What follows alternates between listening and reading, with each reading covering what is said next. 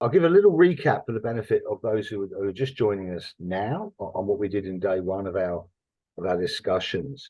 So we began with an introduction to the work of the ARC Centre for Automated Decision Making in Society, where Professor Julian Thomas came to share with us some of the kind of methodological frameworks and some of the training initiatives that centre is running to build up the next generation of digital researchers in Australia. And he also gave useful attention to issues around inclusion, which are common in both of our countries, and things that require active interventions, from our academia, from industry, and from policymakers. And following that, we had a very useful discussion led by Professor Vignesh Elivarasan from IIT Delhi, which uncovered a number of kind of ways about thinking our way through the huge macro issues of a digital society, and how they relate to the kind of micro issues or the kind of points of contact with everyday lives that are so crucial in terms of the actual kind of outcomes of delivery of those systems, and the social change that kind of flows alongside it. We also had a very useful session from Mitchell and from Sandeep. I can see Mitchell's already back here this morning, talking about their Unati grants projects that they're working on. So it was really lovely actually to have a focus on the Northeast, and two really kind of good urban projects, and kind of talking through the kind of methodology of working with kind of geographic data and historical data, also working with GPS and spatial data with a mind to urban safety and kind of interventions in urban space, which is something that I think has always been of a pressing concern in India, as cities grow so fast, decade on decade on decade, and the challenges of scale are huge, but also things that have salience for Australia as we start to think about smart cities, the importance of making those smart for humans, principally. At the end of the day, Pradeep, who was also back here this morning, thank you, Pradeep, led a really useful discussion thinking about questions of infrastructure, the infrastructures of digital India, and the infrastructural challenges, of course, for Australia, and the common kind of issues where there might need to be guardrails or regulation, and the debates that are taking place around, the power of big tech companies versus the role of the state, the public bodies, and the spaces for civil society and academia in shaping the regulatory pathway of our intelligent futures. So it was a really rich and rewarding day. And with, the best thing about that is that we're flowing on to a second day. And we're able to open today with two great speakers. And so I don't want to take up too much time. I want to, first of all, introduce and thank Professor Preeti Mudaliar from the International Institute for Information Technology in Bangalore. So Preeti's research interests centre around infrastructure, gender and design. So three things that came up very powerfully towards the end of the sessions yesterday.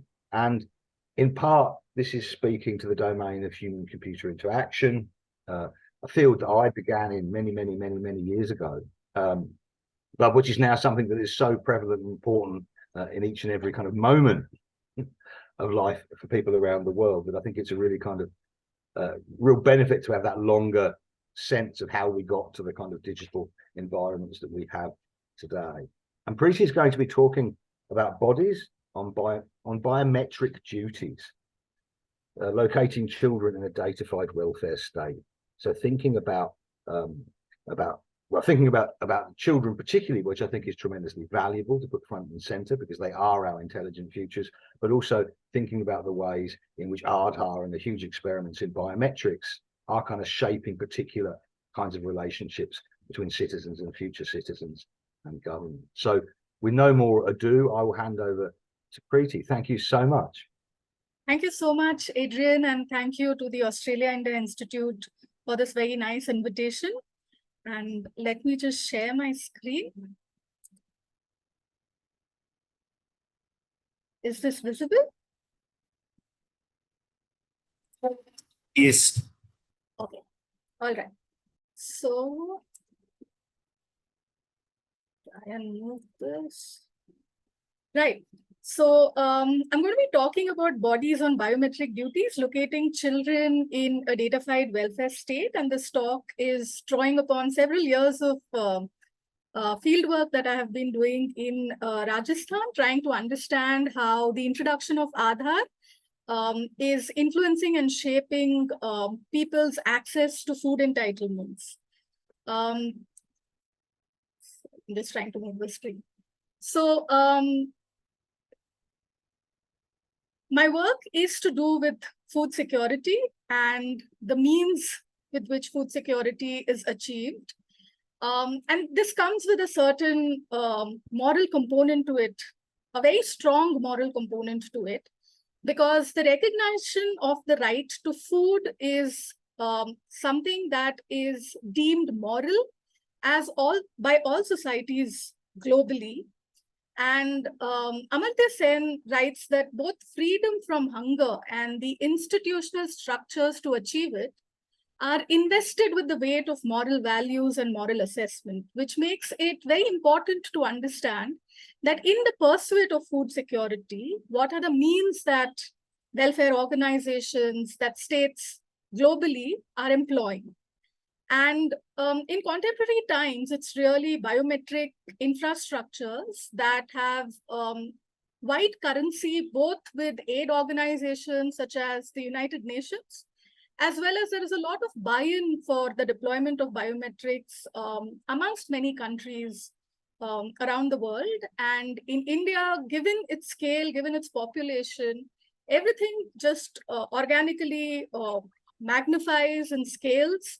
And the Aadhaar database, which is the largest of its kind in the world that contains citizen biometrics, was introduced as a measure of inclusion, especially targeting welfare schemes, because it was thought that it's very difficult for people to get any form of state identification. And therefore, if you collect bodily markers, it's just going to make it that much easier for the state not only to recognize citizens, but also for citizens to be able to lay claim to their rights. So food security in India is currently covered under the National Food Security Act, which was passed in 2013. This covers 75% of the rural population and 50% of the urban population. So food security in India is not universal. If you are a rural citizen, then if the ceiling of 75% has been achieved, then there is a wait to get into the food security list. And similarly, for the urban population, the ceiling is at 50%. Now, when NFSA was introduced in the Parliament of India, the proposal was that they would reform the public distribution system, which is what the food security system is called in India, by leveraging the biometrics of beneficiaries so that they could widen the inclusion net and also reduce corruption, because the PDS in India is quite vulnerable to leakages of and diversion of food grains onto the black market. And therefore, several states in India had been looking for ways to curb this, and biometrics was thought to be a viable measure towards this goal. And once Aadhaar started gaining steam and a sizable population was enrolled in the database, because suddenly you couldn't really do business in India for even things as simple as getting a mobile phone if you didn't really have an Aadhaar card. And coercion of this kind meant that a lot of people were very quickly being onboarded for various things. Of course, the matter went to court. Several applications were filed. And in 2018, the Supreme Court then ruled that if you are accessing any welfare benefit sponsored by the state, including the PDS, then Aadhaar would be a mandatory measure for the same.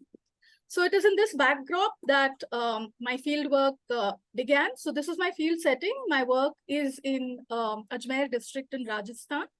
And just to give you a sense of the kind of communities where I work, all of these are rural agricultural communities.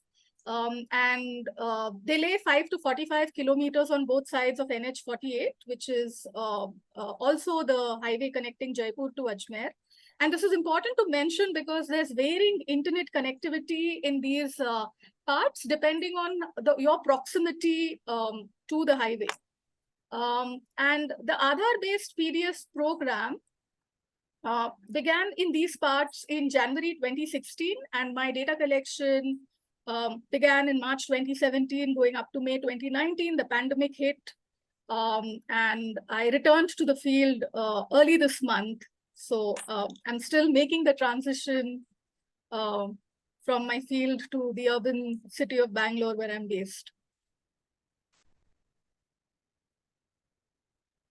So just to give you a sense of where this data is coming from. So I do a lot of observations and interviews at the PDS shops where food grains are actually distributed. So most of this data is coming from 14 dealers based across 10 villages. And I've observed the authentication processes of 136 beneficiaries. And this involves just looking at the number of authentication trials performed by beneficiaries, because it's very rare that anybody is able to pass their biometric authentication right at the first trial. It typically takes at least 2, if not more. And observing interactions, the verbal, non-verbal actions and reactions during the authentication process. What are the dealers saying? What are the bystanders saying? Because this often takes on a very theatrical component, especially because the machine, the POS machine, the point of sale machine on which these the biometric authentication is performed also has voice prompts baked into it. So it will call out every step as you're performing. It will say, okay, you've now please place your finger on the scanner, and your Aadhaar is incorrect or your Aadhaar is correct, and it will call all of this out in Hindi. So therefore, it takes on a very performative dimension with people, straining to see what is happening to the person in front of them, because it can be quite an anxious process for everybody who's waiting in the queue. Then I would also visit beneficiaries' homes and work site and do interviews and observations even there. This was also important because anecdotally, when I would visit, especially in the month of March, which is also the harvest season, both beneficiaries and PDS dealers would tell me that the number of failed authentications tend to increase during the harvest period, because the crop that is grown in these parts is that of the chickpea, or chana as we would call it in Hindi. And the way it is harvested is that the laborers just yank the crop off with their bare hands, and it is quite a thorny crop, which means that their fingers and their palms usually have very deep cuts, which makes it even more challenging for them to pass authentication. So to give you a sense of my sample, I've interviewed 69 women, 67 men, and 42 children, and also government school teachers. And I'll come to why the school teachers assumed importance. They weren't necessarily a segment that I was looking at, but given that this is ethnographic work, there were certain insights that emerged from data which made me also turn to school teachers for their point of view on what's really happening. A lot of my data also comes from interviewing and observing state agencies, both district authorities at Ajmer, state authorities in Jaipur. And I also filed a right to information application seeking more information from the state on the beneficiary data that they have. So this is how the biometric authentication process looks like. So the dealer will connect the point of sale terminal to mobile internet data, as you can see in the picture. The dealer enters the ration card number into the machine, which displays the list of members attached to the card. The dealer will select the name of the beneficiary who will perform the authentication. The beneficiary then places a finger on the biometric sensor of the machine for authentication.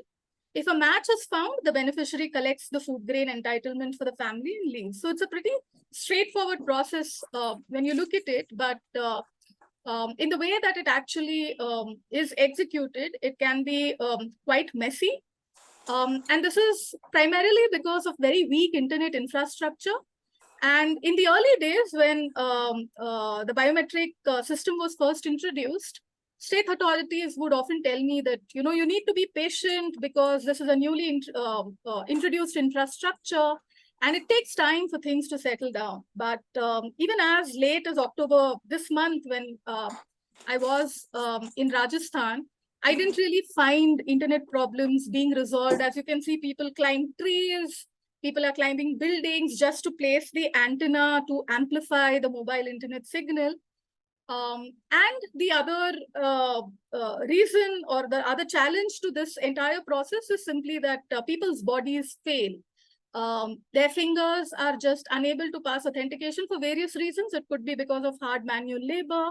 It could simply be because they have applied mehndi to their hands. It could be because they're just old, and the clarity of your fingerprints begins to decrease as you age. So out of the 136 authentication processes that I observed, I found that 41% succeeded in authenticating the fingerprints on the first attempt, 22% could authenticate on second and third attempts, and 36% experienced repeated authentication failures above 4 attempts, which means that they could simply not access their share of food grains because in the early days when the authentication process was introduced, it was just not possible. There was no alternative. So either your finger passed authentication or it did not. And if it did not, you did not get access to your food entitlement. And therefore, you had a lot of people just engaged in repairing fingers.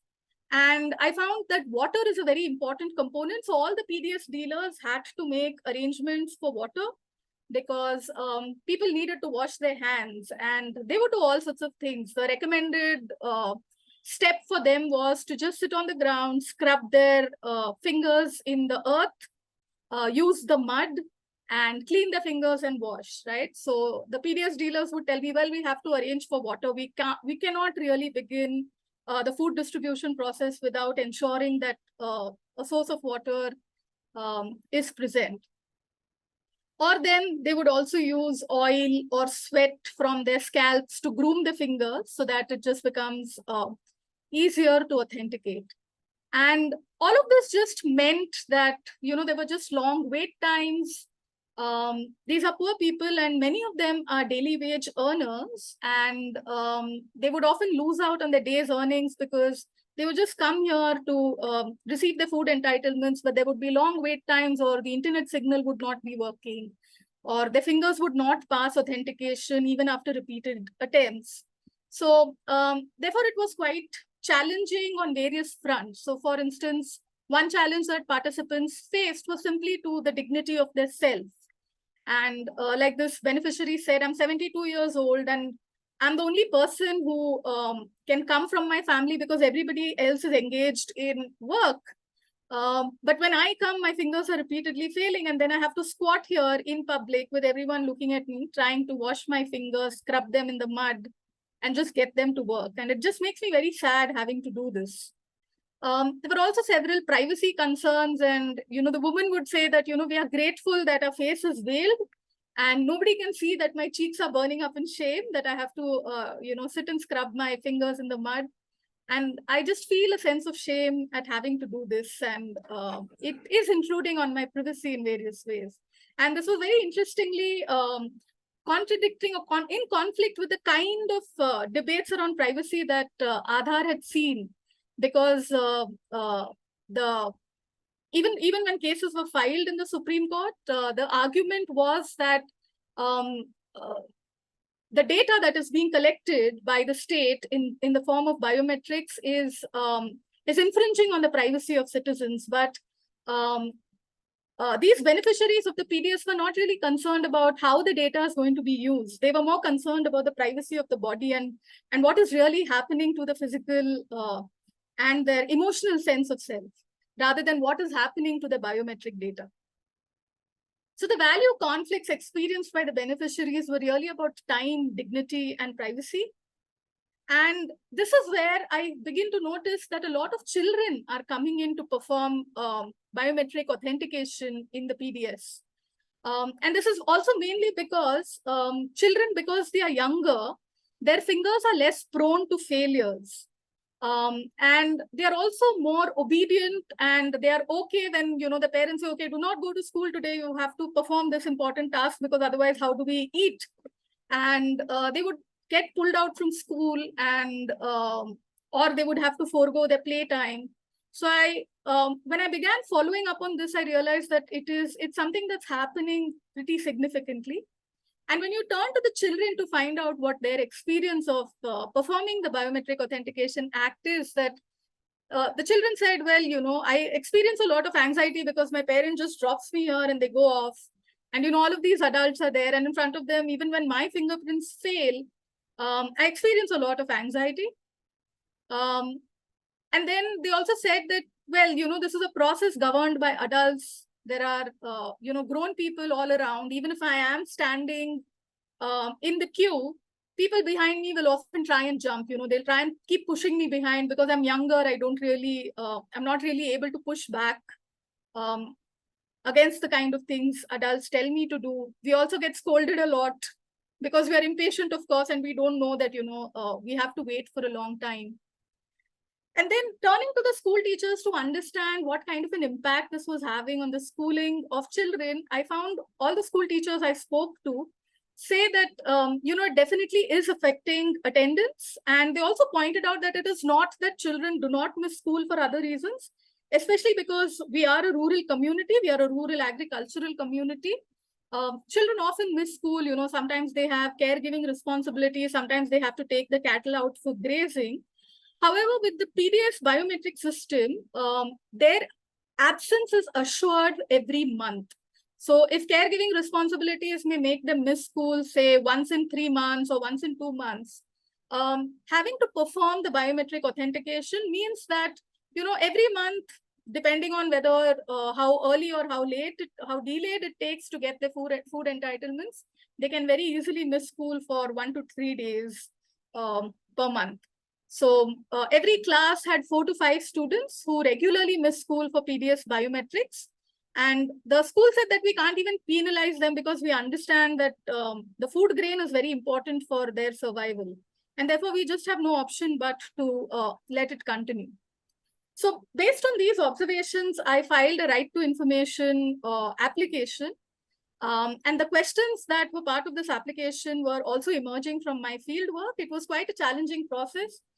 Typically, an RTI should be responded in 30 days. That is the mandated time.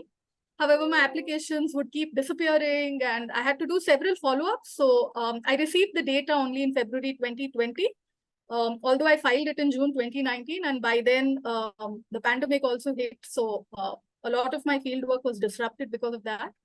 So these are the details that I sought for every beneficiary under the age of 18 who had performed biometric authentication for PDS in Rajasthan. I sought age because I wanted to know what kind of age groups are performing authentication, gender, just to see whether the boys are more than girls. I wanted to understand if authentication was performed on a weekend or a weekday, because the school in my site especially runs from Mondays to Saturdays. And PDS is not distributed on Sundays. So I just wanted to know what that looked like. The month, district, and block details of where the authentication was performed. Relation to head of household and the category of ration card. I'll just explain the last two in more detail. So in my field work, I also found that it was very common to transfer children's names to their grandparents' ration cards to enable them to authenticate on behalf of their elderly grandparents whose fingers were either failing or they couldn't physically make it to the PDS shop. And hence I wanted to know what kind of other kinship patterns were being recorded in the data, because generally if you're the ration cards are issued to nuclear families. So if a new family begins, they detach their names from their parents' cards. But here I found that a lot of grandchildren were performing authentication on behalf of their grandparents. And I was also interested in knowing the category of ration cards that have the most children performing authentication, because there are 4 categories in Rajasthan. There is the APL ration card, there is Antyodaya, which is for the poorest households. Then there are the BPL households, which is the below poverty line. And there is another category called the state below poverty line, which has the category of the state BPL is often lower than the one set at the national BPL level. So some of the caveats to the data that I received from the state, there were several data entry errors in the data that I received. So for instance, Aadhaar biometrics are only collected for children from age 5 onwards, but the data that I received had ages right from 1 with even 0 and negative numbers in it. So state officials attributed these anomalies to data entry errors in the PDS database. Also, there is a mismatch between the age of the beneficiary on the ration card and the current age. Therefore, all ages that I received were approximate. It was also difficult to ascertain the total number of children performing authentication. So the figures in the state's data are not representative of the total number of children linked to authentication, but it is the number of times that children are linked to Aadhaar authentication. So what this means is that if the same child is authenticating every month, they would be performing 12 authentications in a year. So because the data consists of the total number of authentications that are logged, there is no way to really uniquely ascertain the number of children performing authentication. Also, the data is of children linked to Aadhaar authentications and not necessarily biometric authentication. So what this means is that an Aadhaar authenticated transaction may not always be a live biometric transaction, because the state had also introduced the option of receiving a one-time password on the phone number that you have linked to Aadhaar. So if your fingerprint fails, then the dealer could request that an OTP be sent to your mobile number. And using that OTP, you can then get your rations. However, a high number of OTP transactions was also viewed very suspiciously by the state, and a lot of dealers were having their licenses suspended because it was felt that using OTP, the dealers are engaging in corruption. However, post the pandemic, the state has stopped taking such a harsh view of OTPs, and now OTPs are a very viable alternative. The only challenge is that beneficiaries don't always have stable mobile phone numbers, which continues to be a challenge.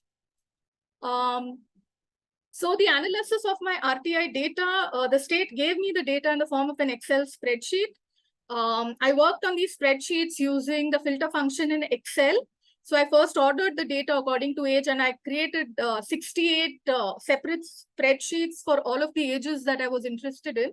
And I then worked on the Excel sheets again using the filter function in Excel. So I didn't really use any software. I didn't really run any complicated statistical tests. So this is how the numbers look like. So the total number of times children have been linked to Aadhaar authentication in Rajasthan. If you just look at the percentage, they hover at 0.5%.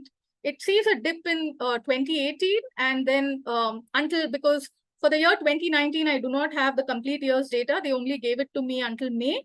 So till the time that I have data, it showed 0.56%. However, these figures begin changing when you begin parsing the data into the kind of ration card or the ration card categories that we're holding. So if you look at Antyodaya ration card holders, which is the poorest households in the state, the number of children linked to Aadhaar authentication rises. So the figures, and they rise every year. So in 2016, children from the poorest households in the state numbered 12.45%, rising to 16% in 2017, and in 2018, it was at 18%. Similarly, if you look at the state BPL households, they also show similar figures, 12% in 2016, going up to 18% in 2018, and this keeps increasing every year. But if you look at below poverty, just the national below poverty line, you don't have as many children coming from there. The percentages fall down to 6%, 8%, 9%. And when you look at above poverty line children, it comes to 2%, 1.93, 1.38, 1.47%.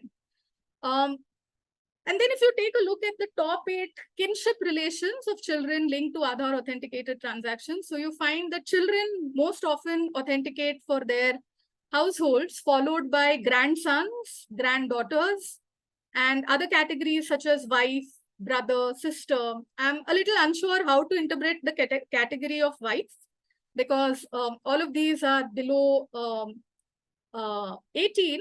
However, in the state that I'm doing fieldwork in, child marriage has not been completely eradicated. So it could well be that kinship relations that are appearing as wife are genuine wives in that sense. And these are not data entry errors, because they're simply too numerous to be data entry errors. When I bring this to the attention of state officials, they often ask me, why is it a big deal? They point out that all children participate in household errands. It was no different for any one of us while we were growing up. So why should this necessarily be a concern? And why should authenticating for the PDS be viewed differently? And there are several responses to this question. So first is the cost of missing school and leisure on children. But also when you begin parsing the data according to the category of ration cards, you can very clearly see that it is children from the poorest families who authenticate more than children from the above poverty line families. So the burden of having to authenticate or use their fingerprints to get food grains for the families is really resting on the shoulders of children who already are marginalized by their poverty in various ways. And this also challenges the faith in biometric infrastructures that sees the body as a very stable entity that you can rely on, and in which, therefore, you can invest the building of these very large-scale digital infrastructures and claim that this is a measure for inclusion and this is actually a step towards strengthening and bettering food security. And also, going back to what are children's contributions in the building of a nation state. So there is a very popular example of the Adarsh Balak, or the ideal boy, that has been much discussed, something that has been very popular also on social media, going viral, taking the form of memes in contemporary Indian discourse. But originally, the Adarsh Balak was really this poster that was released in India post-independence as an example of how good citizenship habits is being built by this middle-class male child who is, cultivating hygiene, paying attention to physical activity, obedience to parents, obedience to authority, does things like going for a morning walk, helping elders, and all of these were supposed to be the ideals that children should have in the building of a new nation state that has newly attained independence. So while this middle-class boy is somebody who becomes very visible in the discourse of nation building, what is less visible and what is almost invisible and is not receiving a lot of attention is really the poor rural child who's currently in today's times performing fingerprint authentication to build the biometric state, simply because their bodies are more amenable towards the performance of this kind of process.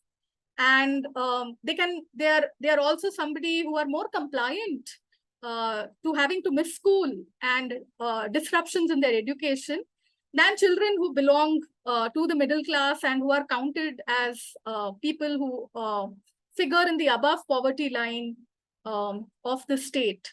So my current work is really in bringing forth this invisibility of the poor child and the kind of burdens that they are assuming in ensuring that this infrastructure that is ostensibly for to better the inclusion and to strengthen the food security system, but it is because of their bodies and it is because of their willingness to lend their bodies to help their families get food security that the state is also able to fulfill its welfare claims. And with that, I shall conclude my talk by leaving you with this thought, again, drawing from Amartya Sen, who talks about the idea of niti and the nyay of infrastructure.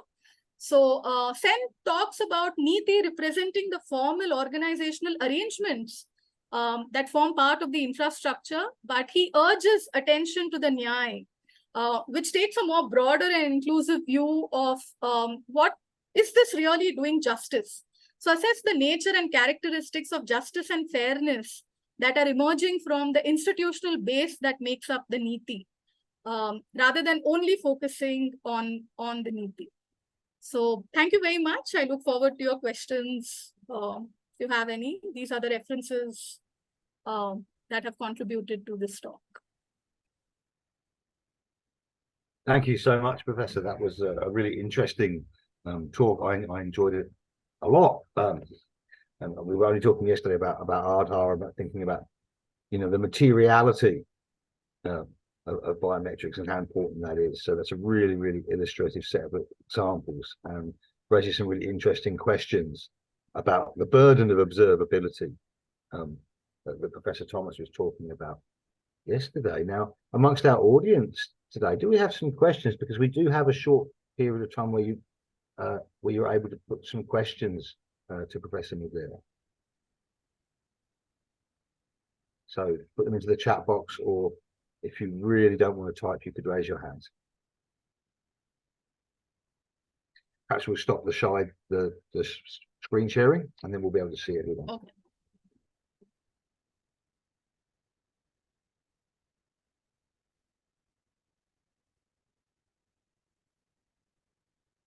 This is Prashant from Perth, here in Western Australia. Hello, Prashant. Hello, Preeti. I think your presentation was really, great in terms of bringing those issues of biometrics. But as you also know, because of biometrics, the leakage has been plugged vastly in the PDS system, and also the corruption which was rampant in this PDS system has been plugged. So there's a lot of benefit in terms of removing fraudulent transactions and also plugging those wastage. So that has happened because of Aadhaar. Yes, there are some challenges in terms of biometrics. So how wider is your research, and what is the response so far from the government? Right. So we don't know if the savings that the government is attributing to Aadhaar is actually because of the biometric infrastructures, because there are a lot of exclusion errors, right? So the savings could also well be because people are simply unable to access their food entitlements, and therefore that is reflecting in the form of savings. Unfortunately, data on Aadhaar is very difficult to obtain. There have been numerous attempts to file RTIs to get the governments, not just the Rajasthan government, but just nationally in India, to just declare the number of authentication failures that occur when people are trying to access food grains. And this data has not really been forthcoming from the state. So therefore, there is very little transparency in independently assessing whether the savings that the state claims that it is making is really attributed to corruption being curbed, or it is really because of the biometric infrastructures. We simply have no way of knowing. There have been several starvation deaths that have been reported because food grains have been denied to beneficiaries only because they do not have an Aadhaar card or their authentication has failed. So how do we know that the savings are occurring because it's resulting in more exclusion rather than inclusion? We don't really have independently verifiable data to really assess this. The government is quite touchy when it comes to Aadhaar. It does not take criticism very kindly. Because if Aadhaar was successful in stopping corruption, PDS dealers would not still be receiving notices suspending the dealership. So I think we need to triangulate data from various sources to be able to ascertain the savings that have resulted from this. Even some of the figures that have been offered by the government have been found to have emanated from secondary sources. There was this controversy when the Aadhaar case was being heard in the Supreme Court, of the figures that the government had forwarded were not based on their primary data, but something other researchers had mentioned, and which was also part of a news of a white paper that the United Nations had released. So it seems that even the government was relying on figures that weren't really its own. So I think that I would wait to see more reliable data before claiming that savings have been made. Another point is that even if savings are made, at what cost does it happen? Is it really worth putting the poor, who are already marginalized in various ways, through the kind of processes, having them to wait for very long periods of time, having them sit in the mud and scrub their fingers? So the nyai of it is not very convincing. Yeah, I'll come to the Nai bit. Look, I was born in India, and for the last 20 years I've been in Australia. So I've seen the corruption which was prior to this system coming, where the rations were disappeared and sold to the black market. People turning up to the shop, not able to even know when the shop will be opening. So those thing has gone, and a lot of licenses has been cancelled, especially from my state where I'm from in Uttar Pradesh, the northern part. So I've seen those benefits on the ground when I visited there as well. I visit India almost every year. Pandemic I didn't visit, but recently I visited there as well. So I've not seen anyone starving to death. Even my driver tells me that he's getting all the benefits. So I really don't know how wider the study is. Is it skewed towards one end, or is the state-based studies? So it need to be included much more wider to understand what is the real impact. But I do get the point, because India is very porous. We have a lot of refugees claiming to be citizens who are not in the system. So they have fake Aadhaar card and the fake ration card. So those things has been cleared from the system. So there are many benefits. Yeah, okay. Yeah, I think. Well, can I just cut in, because we Sure. do have to have our next speaker in 2 minutes. And so first of all, can I ask you, Professor, to stop sharing your screen so that we can Oh, I see everybody? have stopped sharing. Is it still visible? For some reason it's still okay. it's still visible. So just have another go at that. And Pradeep, I can give you sort of 60 seconds if you want to say something quickly before we introduce the next speaker. Yeah, Right. just Preeti, I think that's fantastic. No, I think that's enough for just two people to have a conversation. I'd like some other people to have some input. Thank you. So that's a wonderful paper, Preeti. I mean, wonderful that these types of kind of critical understandings of Aadhaar are coming through. I met a student from the US doing work in Himachal, specifically this same area of dealing with PDS and how authentication systems work and all the rest of it. And it would seem that there are more and more kind of studies being done independently, because we all realize that government statistics can be problematic. They don't like negative data on anything under the sun. So your study is really important, because of the fact that if this is happening in this small part of Rajasthan, then you can imagine the volume of issues, the kinds of issues that you have with authentication in other parts of the country, right? So this is a massive issue as it, and if they don't do things to kind of limit it, there'll be real problems, right? I mean, in the long run, given the fact that so many people can't access PDS and all those kinds of things because of authentication issues. So fascinating. Yeah. Thanks so much. I mean, I think there's so much, and it's such an important part of the system. I know the rollout of the e-rupee has also got a lot to do with ways to find last mile solutions, and people have been thinking about this because a lot of thought goes into these processes, a lot of work. But how do you connect that big picture of data to these everyday realities in different places? It's a tremendous challenge for researchers. I think analogous to what Julian Thomas was talking about yesterday in this question around observability, and how do we connect macro level data to what happens in particular communities, for both ends, both for government and for researchers. So I think it's really important work to try and find out some of the kind of stories into the anomalies that we might then pick up on. So thank you so much for sharing that with us today. I'd also like to now move on to introducing our second speaker, because we have a fantastic kind of double heading session to open up before we come back to this general discussion.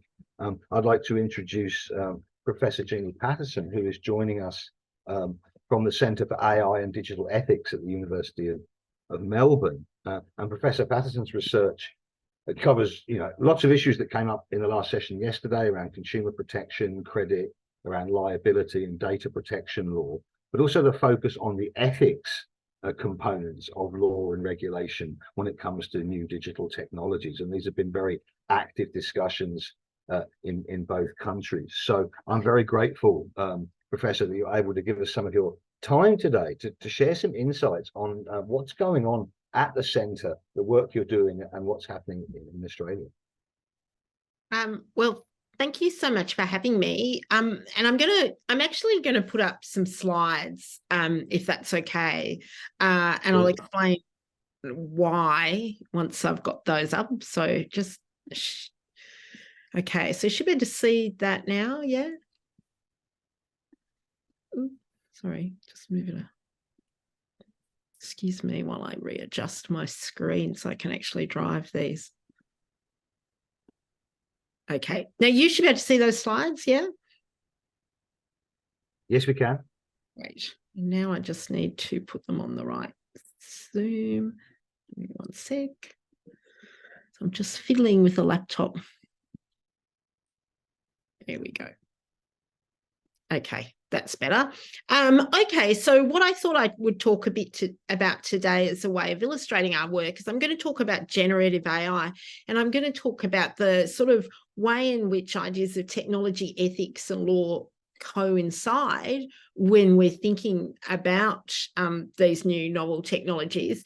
And that really epitomizes what the Centre for AI and Digital Ethics does, because we're a cross-disciplinary research centre based at the University of Melbourne. And what we try to do, our mission, if you like, is to demystify AI, and through doing that, bring together conversations about ethics and responsibility in relation to the opportunities presented by these new technologies. So I'm going to talk really about those 3 issues in relation to generative AI, and hopefully explain why I think you need all 3 perspectives when we're thinking about AI, and we shouldn't just rush either to technological solutions or to legal solutions, because in fact that sort of ethical, moral or normative component is really important as well. And in fact, we need all 3 perspectives. And if people have questions, you can ask questions on the way. You'll probably need to put up your hand so I won't see you, or we can have questions at the end. So I'll talk for, I guess, about 25 minutes, and then we can have a bit more of a chat. So what I'm going to do is I'm just going to refresh our minds about what I'm talking about by having a bit of an explainer. I'm then going to talk about how generative AI, at least where I'm working, is seen to be useful and helpful for people's work in the academy or the law field or any of, I guess, the professions. I'm going to talk about social concerns about generative AI. I'm going to talk about regulation. Then I'm going to come to that really, what I think is the really important point, which is the human choices that we're making about how we use AI. Because at the end of the day, the choices we make as a civil society are the things that will drive both the technology and the law if we choose to make that happen. So just first of all, my explainer, I think it's always useful to remember that there's been a long progression of technology in social interactions, in society, and the use of sort of automated systems to either assist with decision making by humans or in fact to make decisions for humans has a bit of a long history. So expert systems, which are simple hand-coded systems with sort of yes, no, or a binary model, have been around for some time. And in fact, it's expert systems that have often been used to inform automated decision making by governments and institutions about people's rights and liabilities. And when we talk about AI, we often talk about the fact that it's opaque or that it's a black box. But I think it's worth remembering that actually expert systems are hand-coded. There's nothing, they may be complex, but they're not actually particularly opaque. And the issue with expert systems and their work in institutions is more the imbalance of power and the lack of contestability or the lack of a right to complain on behalf of the recipient of a decision, rather than the opacity of the technology, or indeed the lack of explanation. So, I think it's important to not get bogged down in the fact that AI is complex and technical. Sometimes it's just used in ways that acts against the interest of people, and sometimes it's used in very beneficial ways. And really, I think it's important to focus on the outputs rather than getting obsessed with the technology. That said, of course, new machine learning statistic algorithms have given us a new capacity to do all sorts of interesting things, find patterns in data.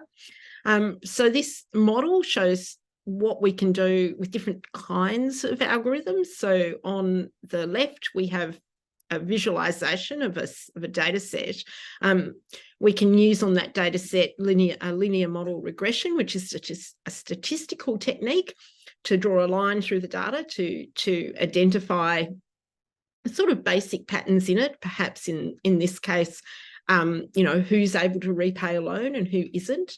But that really isn't particularly nuanced or accurate or precise. And one of the things that new machine learning models have given us, and the advantage really on either simple statistical methods or indeed the hand-coded expert systems that I was talking about earlier, is the ability to pick up much more sophisticated and fine-grained patterns in the data and use those to make predictions, which can in fact be very helpful in various fields. Ability to repay might be one possibility, but also in terms of diagnosing diseases, or indeed tracking people's education learning, or predicting environmental degradation or the effects of natural disasters. So those insights from machine learning algorithms are very important. And it's here that we get into problems of transparency. But again, I'd say that we shouldn't get bogged down in that question, because really what we should be looking at are questions of accuracy and fairness of how these are used.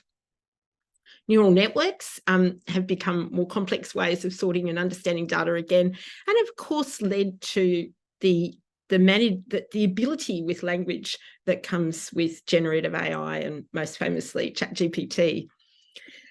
Now, ChatGPT, as you all will know, is not sentient AI or general AI.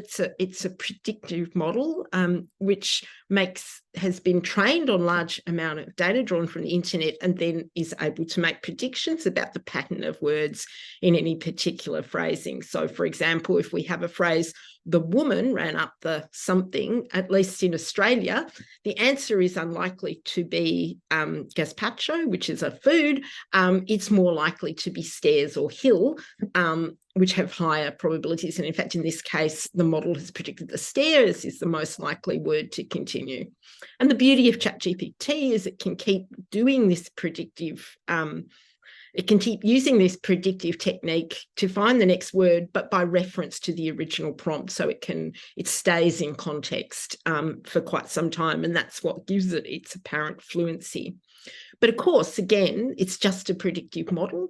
It works by statistics. And so it is often fluent, but it has no ground truth, which is why we get problems of so-called hallucinating or making up information, because ChatGPT isn't a truth machine, it's a language prediction machine.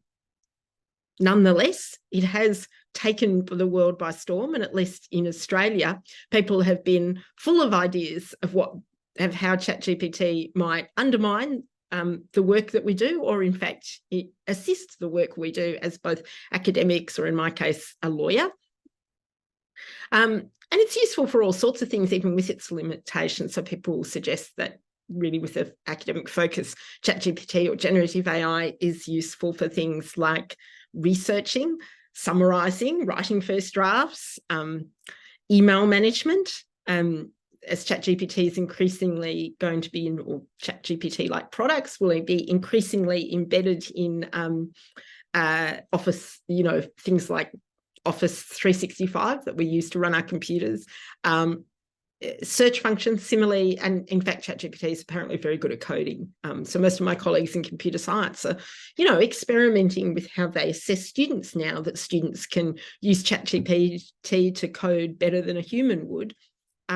Which isn't necessarily the end of the world, because they are capable of, assessing their students' coding in other ways. And students who know the basics of coding will be better at giving the prompts to ChatGPT. But that is probably another conversation, which I won't pursue. I've sort of talked about the way then that ChatGPT may help some of us. And that's obviously, that list was biased to the type of work that I do, but chat help us with day-to-day tasks without profoundly changing what we do. Nonetheless, there's been a lot of social concerns about the impact of generative AI on individuals, society, and democratic institutions. So I thought I'd just mention those now. Now, that's Elon Musk, who's a tech billionaire and has quite strong views on things. Now, Elon Musk famously doesn't like AI, and he probably hasn't said AI is bad, but he said that he was one of the people that suggested that we should have a moratorium on generative AI. I think that's a little bit of a superficial view, but I think it's worth digging behind that concern about generative AI to see why people are worried about it. And generally, when we're thinking about the harms from AI, and that might be from generative AI or generally, we can sort of put together a stack, I think, of the kinds of harms that we might, as a society and as individuals, be worried about. And those start with technical risks. So things like the technology might be inaccurate. I've already spoken about the risk of ChatGPT hallucinating, but even when we're using machine learning models, they might be brittle or not robust. They might not work well with new data. They might not work well with outlier data, so they might be inaccurate. And of course, we're all concerned, or many of us are concerned about the risk of bias, where the outputs of any AI are only as good as the data that it's trained on. So if the data is only representative of one demographic group, it's going to fit badly for another demographic group, and even produce worse outcomes for them. Now, to some extent, that those issues of bias and accuracy can be fixed. So people are training ChatGPT or GPT on more data to try and reduce the risks of bias. They're also refining the models to make them more accurate. So, for example, in my field, which is law, there's been quite a lot of work of refining GPT on legal materials so that it becomes more accurate. And you could imagine doing that for health or literature or engineering, just to make it more accurate for specialities and also more accurate for countries, because of course ChatGPT has predominantly been trained on US material and therefore may have a poor fit to other countries that may have different cultures and values. So that's the technical risks, things that can be adjusted by refining the technology. Then we have the social risks. That's really the risks, I think, to individuals. So the concern about most AI technology, and ChatGPT included, is that it erodes the privacy of individuals. And I only came in at the end of the last session, unfortunately, because it sounded really interesting. And I think it was talking about the Andahar card and biometric identification. And that is the concern of new technologies. The more information that is gathered about individuals, the less individuals have sort of a freedom to think and experiment and express themselves, and that must have some effect on free speech and the development of personality, values, and the like. So generally, we think privacy is important. It's to the development of the individual and them forming a view about their role in society and in relationships and in the state. And if people are constantly surveilled and surveilled in quite a fine-grained way, it's felt that those values are eroded.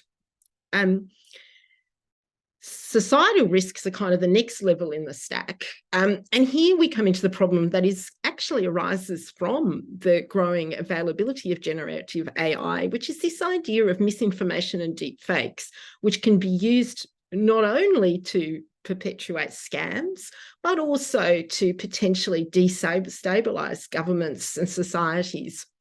And I think it's worth dwelling on that for a while, because I think that is a really important concern when we think about the development of these technologies. So in Australia anyway, we've seen a lot of cryptocurrency scams, and these have been perpetuated through social media, but by using deepfake technology to put the faces of well-known and well-trusted celebrities into advertisements promoting cryptocurrencies, which of course are simply scams, simply asking people to invest in a scheme which will end up in having their money stolen. But why are people investing? Because they're beguiled into investing by the very realistic images that are presented to them that are fake images of their favorite celebrities. So that's this idea of deep fakes being used for scams or for sort of commercial purposes.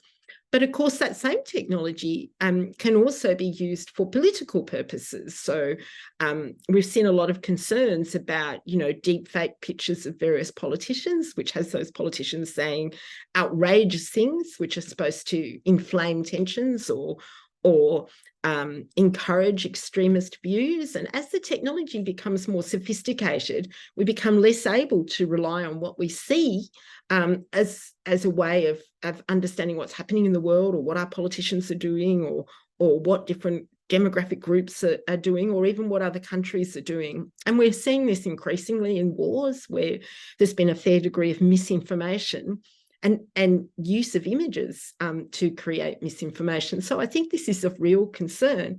And when you combine the ability to create fake images with the ability to create fake voices, which is another application of the sort of generative AI technology, you can see that the concern about, individuals and societies being tricked or manipulated into political actions, I think, becomes a very real one, and one that we should genuinely be concerned about.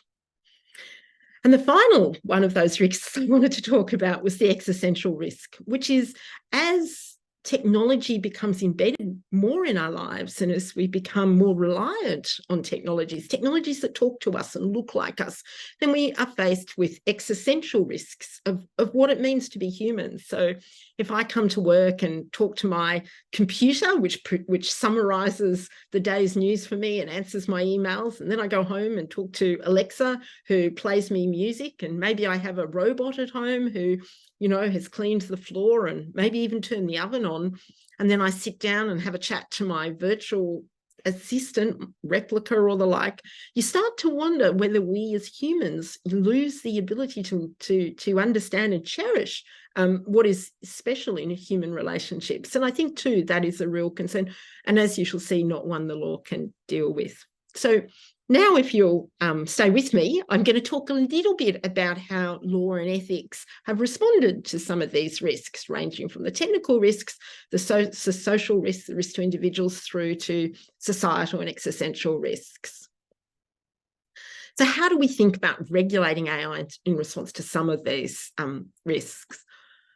Well, one response is to put reliance on ethical principles. And here you can see on the screen Australia's ethical principles, but of course the OECD and ASEAN and the US and various other groupings have, I believe the Quad, have articulated the values they think are important in terms of the development, design and deployment of AI. And you can see at the centre of that, it's human-centred values.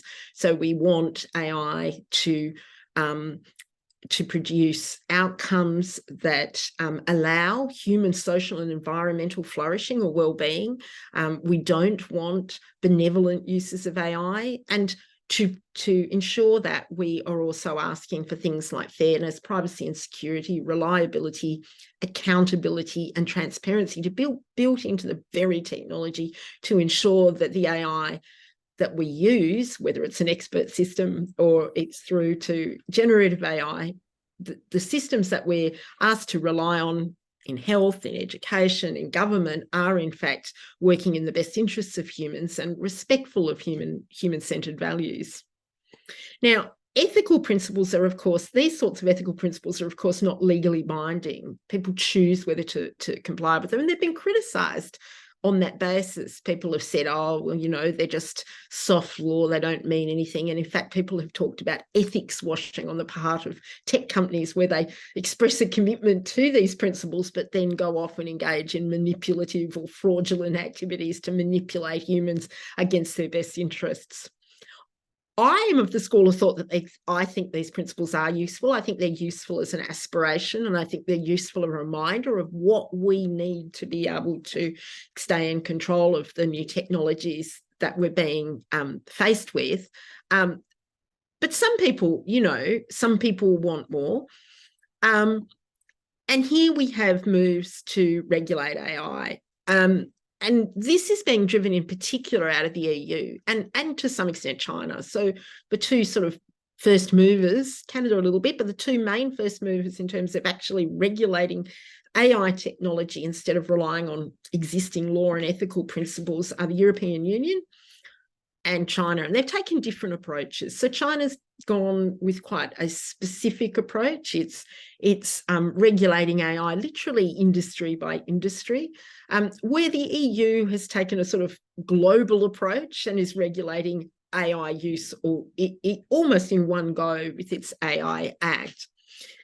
Now, the AI Act, at least for Australia, and I'd be interested to hear your views about its likely impact on India. For Australia, we trade a lot. We're a very small nation, and we actually don't have I don't think we have the degree of tech innovation that you would see in other countries, including India, actually. So for us, the AI Act might be quite impactful because we'll both be buying in the technology from Europe and also ourselves wanting to sell to Europe. So I think this act will have quite an effect on Australia, although we have no plans, Australia has no plans to adopt something quite as wide-ranging. The AI Act is sort of from a start to finish regulatory regime. It basically relies on three main categories of risk. It's a risk-based regime, but risk-based in the terms that the categories of risk are predefined, and then there's obligations that attach to applications of technology that are in those categories. So you have unacceptable risk systems, which interestingly include real-time biometric surveillance in public spaces. They're banned. High-risk AI systems, so that's systems that are making decisions about human access to rights and services, for example, consumer creditworthiness, recruiting systems, some biometric systems. And then you have a limited or minimal risk categories, which interestingly include chatbots, video games, and so on. I say interestingly, because in fact, what we know is that AI chatbots and video games have imparted quite a lot of harm on individuals and indeed on society. So it's interesting to see that they are placed in the low risk category under this system, which is perhaps an indication of why its breadth might be its failing, because it may prove a little bit rigid. Anyway. Most of the obligations attached to high-risk systems, and their obligations to be very transparent about the data sets, to verify the cleanliness of the data sets, that they're not dirty data, that they're representative and timely, to document the training systems, to be transparent about the algorithms used, and to have an ongoing assurance system over the performance of the AI system to make sure that it is performing as expected and not deviating from the intended parameters. And in that sense, that probably is state of the art for AI regulation, to have some sort of assurance system that monitors performance. That actually overcomes somewhat of the black box problem as well, because instead of trying to look into the AI and work out how it's working, which at least for neural networks or even some machine learning models is sort of a thankless task, the AI Act contemplates quite close monitoring of the outputs, which is at least a way to pick up some of the concerns that we might have about, data drift or bias or the like. But no legal system, even the AI Act or China's industry-specific act, is going to deal with those human questions that I mentioned under the category of existential risks. And I think it's really important to remember this. And as a lawyer, this would really be my catch cry, that if we're going to be thinking about the place or the role of AI in society, we need to understand the technology. We need to think about the role of ethics and law, but we also need to keep reflecting on the role that we want or that AI should have in our lives, and what it is about being human that we value. And this is where I think, the philosophical and ethical conversations become, of vital importance, because at the end of the day, we as societies decide where AI is deployed. Now, some of the concerns for us about AI that are not legal concerns and not technical concerns, as I said, are about what AI does to humans.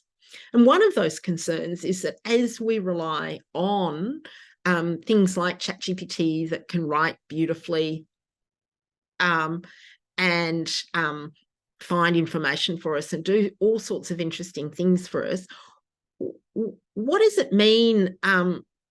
What does it mean for how we think? And, you know, one of the things that ChatGPT can do is produce quite fluent language or text. And one of the concerns as an academic, I guess I have, is I write as a way of expressing how I think. So if people don't need to write, if they can type in a prompt and get an answer, what does it do to our ability to think critically or think deeply about issues? Is there a risk of what's sometimes called cognitive decline? And the article you can see there, that's from The Conversation by Naomi Barron, just talks about this idea that if students aren't themselves writing, and that might be writing code or writing text, does that sort of undermine the educative journey that we take students on, at least in higher education, but certainly and schools as well? Is there something fundamental about writing or typing or coding that is eroded and fundamentally undermined by a tool that can do it for you, and probably do it for you possibly in a better way than you do it yourself? I think it's a really interesting question. I'm pretty optimistic. I think we can find other ways to challenge and inspire students, but I think that the growth in AI really puts the pressure on teachers and educators to think about the skills that are really important to impart in the education system, and how we maintain and nurture those skills in an age where everything's at people's fingertips. Now, when I talk about this, people always go to me, oh yes, but you know, when typewriters and computers and TVs were invented, older people like me always worried about what would happen to the youth, and the youth were going to be worse off because of them, because of the, and in fact the youth have been fine. You know, TV, radio, typewriters haven't eroded the cognitive capacity of humans. That's true. I tend to think that things like ChatGPT are a little bit different, because they're not just a way of, you know, interacting with the world or expressing oneself. They're actually doing it for you. You type in a prompt and the material's produced. I think they're on another level, but maybe that's just me turning into a old-fashioned doomsayer. So, but I think it's something to think about. The other thing I wanted to second sort of concern, this central concern I wanted to raise, was this point about human. Increasingly, we as a society, or at least in some countries, are giving people AI companions. We're dealing with loneliness through giving people an AI. And on the left, you can see Paro, the robot seal, which is used in some places for older people with dementia. It's sort of comforting because it sort of moves and squirms and behaves like a little animal. It has big eyes. So older people often respond to it. So it's supposed to give comfort to older people. And then on the right, you can see Replica, the AI companion, which is a very sexualized AI avatar that people can create as a friend and a companion for them. And both of these are ways of dealing with people being lonely or alone or lacking in human companionship. Now, we might say, well, if it makes people feel better, humans feel better, what's the problem?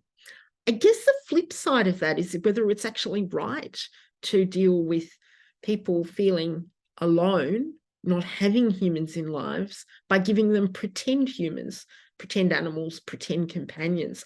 Does that really deal with the issue of loneliness and alienation for society, or is it just a kind of stopgap measure so that some people are surrounded by friends and families, and some people get a technological replacement? Again, I think there's no easy answers here, but the questions need to be considered seriously. And my third provocation about the existential risks of AI goes to the environment. Generative AI can do wonderful things for us. It's quite remarkable, miraculous in many ways, but it's also really tough on the environment. So on your left, you can see an article which makes the point, this is research from MIT in the US, that training, this is from a couple of years ago, training a single AI model can emit as much carbon as 5 cars in their lifetime. So the act of producing ChatGPT. And we know that ChatGPT, when it came out, was, I think ChatGPT was trained on a GPT, a generative, whatever it is, transformer, was 3, and now we're up to, I think, 4.5. Every time we improve those models, we're admitting, you know, using tons and tons of energy and emitting, you know, eons of carbon. And that's a question of asking whether that's worthwhile as well. What is the gain for the pollution we're adding to the planet? On your right, you also see a headline about the amount of water that is used to train generative AI. Of course, the data centers that are used to produce these models get very hot because they're using so much energy, and they're generally cooled by pumping loads and loads of water through the data center to keep the processes cool. And again, in a world that's warming and which water is an increasingly precious resource, is this really, is the training of more and more refined models really in the best interests of humanity and the planet?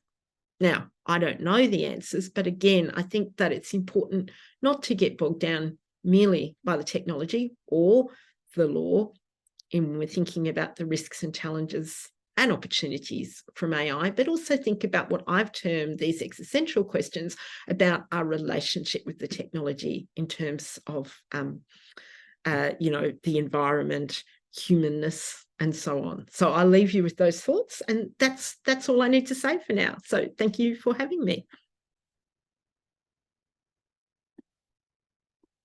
Thank you very much, Professor. That was a fantastic and very stimulating talk, and I'm sure people will have lots and lots of thoughts around this. So if you have, we have I think about 10 minutes to have a little bit of a discussion before we go into our next session. So please wave a hand or put something into chat if you've got a question. Laura, did you have a question?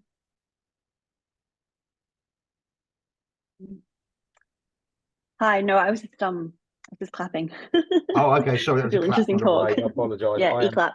You know, I'm less smart than a generative model.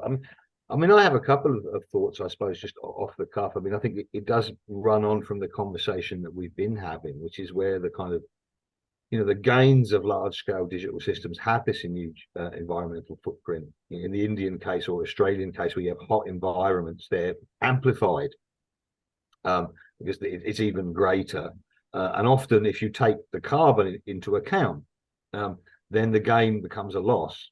And we haven't really been able to kind of address this kind of issue until very recently. It's been the same with the shift to digital money and fintech and crypto, and that's become, it was obvious from the beginning that the cost of all that processing, to base your system on processing power, would encourage people to just burn more and more power. And if we think about these kind of systems being used in the everyday and by everyone and at scale, then those calculations start to become, you know, really very significant. And then is the cost of my loneliness worth it? I suppose is the question I'm asking. Yeah, I mean, it's interesting. I can see that Mitchell has said, well, a single AI saves carbon too, because we reduce our screen time by being able to find and retrieve information more quickly. And I think that's entirely possible. But I just don't think we should take it for granted. I don't think that more information faster is necessarily always what we need, given the costs. And the other point, I guess, is where do we deploy them? I mean, I think that the gains from AI in the medical field, you know, recently there was an article in Nature about an AI model that had was very good at diagnosing breast cancer when working in conjunction with a radiologist. It was, you know, was as good as AI, and a radiologist was as good as 2 radiologists, which is the state of the art. Now, certainly you may say, well, the gains there are significant, but a lot of the uses of ChatGPT are as a clever tool, a clever toy, right? You know, parroting things and making up silly poems and creating funny images. I guess we just might want to think about what that means environmentally. And as you said, Adrian, relationally, in terms of relationships. None of this is given. We don't have to sit on an endless technological march. We can at some point go, actually, you know what, we could do this, but we would rather deploy resources somewhere else.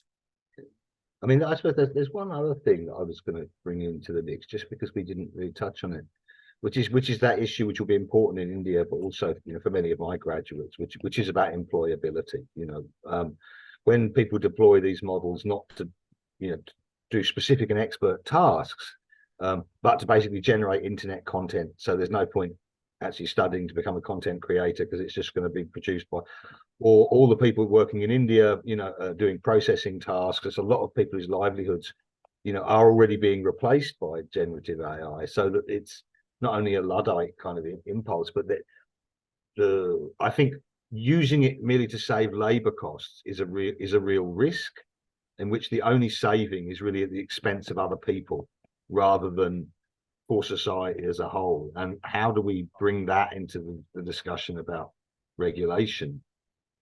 Yeah, that's an interesting one. Because I think it's hard to regulate to save jobs. Yeah, exactly. Because, I mean, what are you doing? You're saying just don't use the gains of technology. Mm-hmm. I guess what's traditionally been said when we've heard AI is going to take your job, what we've heard is, it won't take the human jobs. It won't take jobs about caring and sharing. So there'll still be plenty of jobs for school teachers and aged care workers and kindergarten teachers.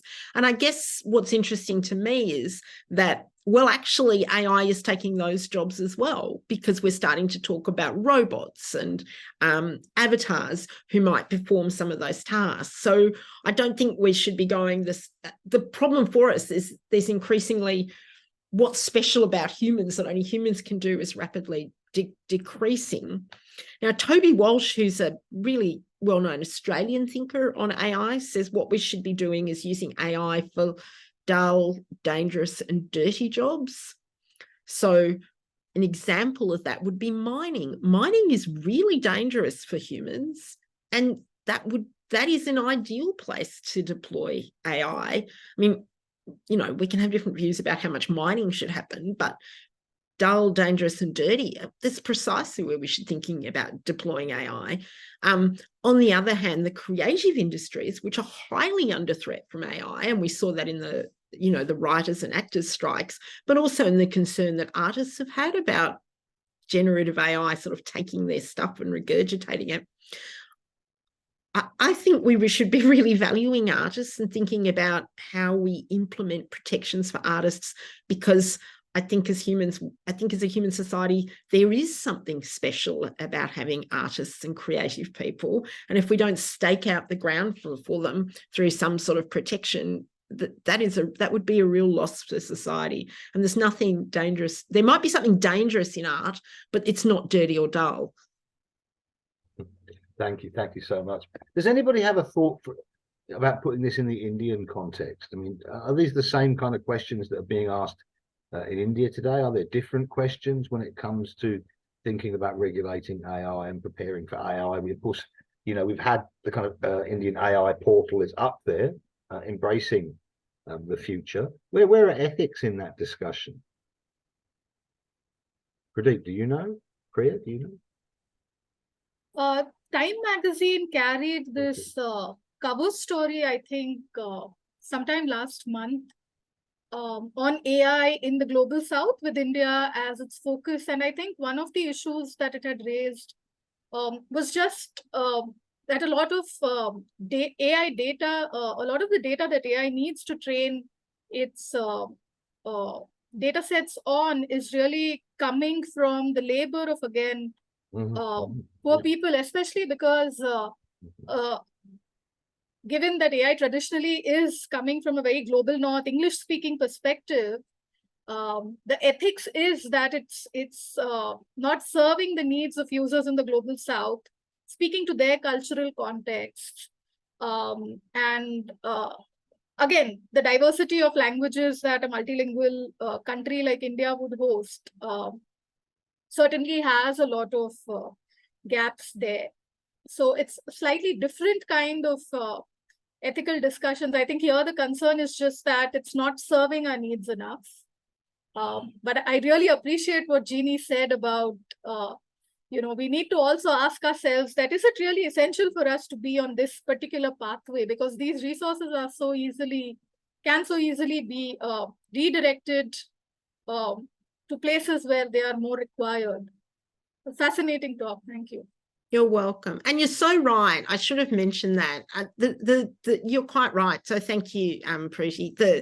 One of the another of those concerns actually about, AI is that the data is labelled by people in the global south for very little pay and in very traumatic conditions. So yes, that's something that everybody, but particularly the global north, should be aware of. And I guess in the Indian context too, and tell me if I'm wrong, I think I'm told there's a fair bit of concern about the use of the sort of, or perhaps the global south, is access to AI resources to do some of the good things like disaster management or environmental protection, and some of those really beneficial uses simply aren't being shared with the global south.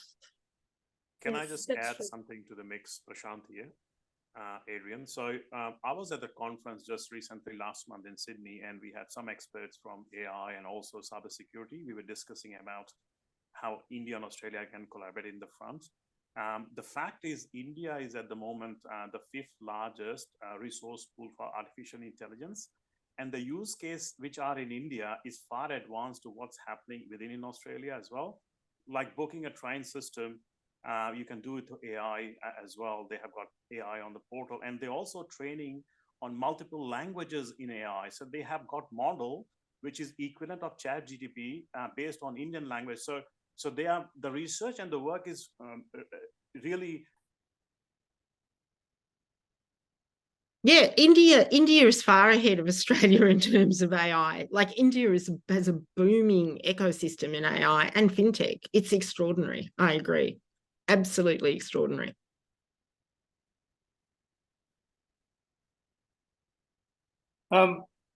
Jeannie, I mean, that is a great presentation. I just wanted to ask you about ethics of the AI in Australia and what the Australian government is doing in that ethics space, because I see today in the media that there's been a bit of information about Biden getting involved in this space and Sunak involved in a big AI summit coming up and all the rest of it, right? It would seem that some countries are kind of placing a lot of effort into understanding or trying to get those handrails organized when it comes to dealing with AI, and others not as interested, right? So I know that in the little that I've read in India, I'm aware that the Indian government is keen for India to become a market leader in AI, right? Given that kind of emphasis, I've also read that the Indian government is not going to come up with a specific policy on AI, right? And that's, to me, that's interesting, that they're not trying to have a policy on AI. So because a policy could kind of lead to, what should I say, limits to what they can do in that space, right? So it would seem that different countries have got different approaches to AI, right? Yeah, I think that's so interesting, because certainly the view is that, so Europe has tried to lead the field in terms of the regulation of AI, but it's not the most AI innovating country. So the countries that are leading the field in terms of AI innovation are slower on wanting to regulate. But that doesn't mean that they're not interested in regulating. It may just be, I mean, there is a view that that the best way to regulate AI is to improve the technical literacy of everybody, because one of the problems with AI is that some people understand it and others don't, and then it can be used for inappropriate ends. So if you can improve your overall literacy and then make sure that existing laws and regulators are observing it, that may be a good response.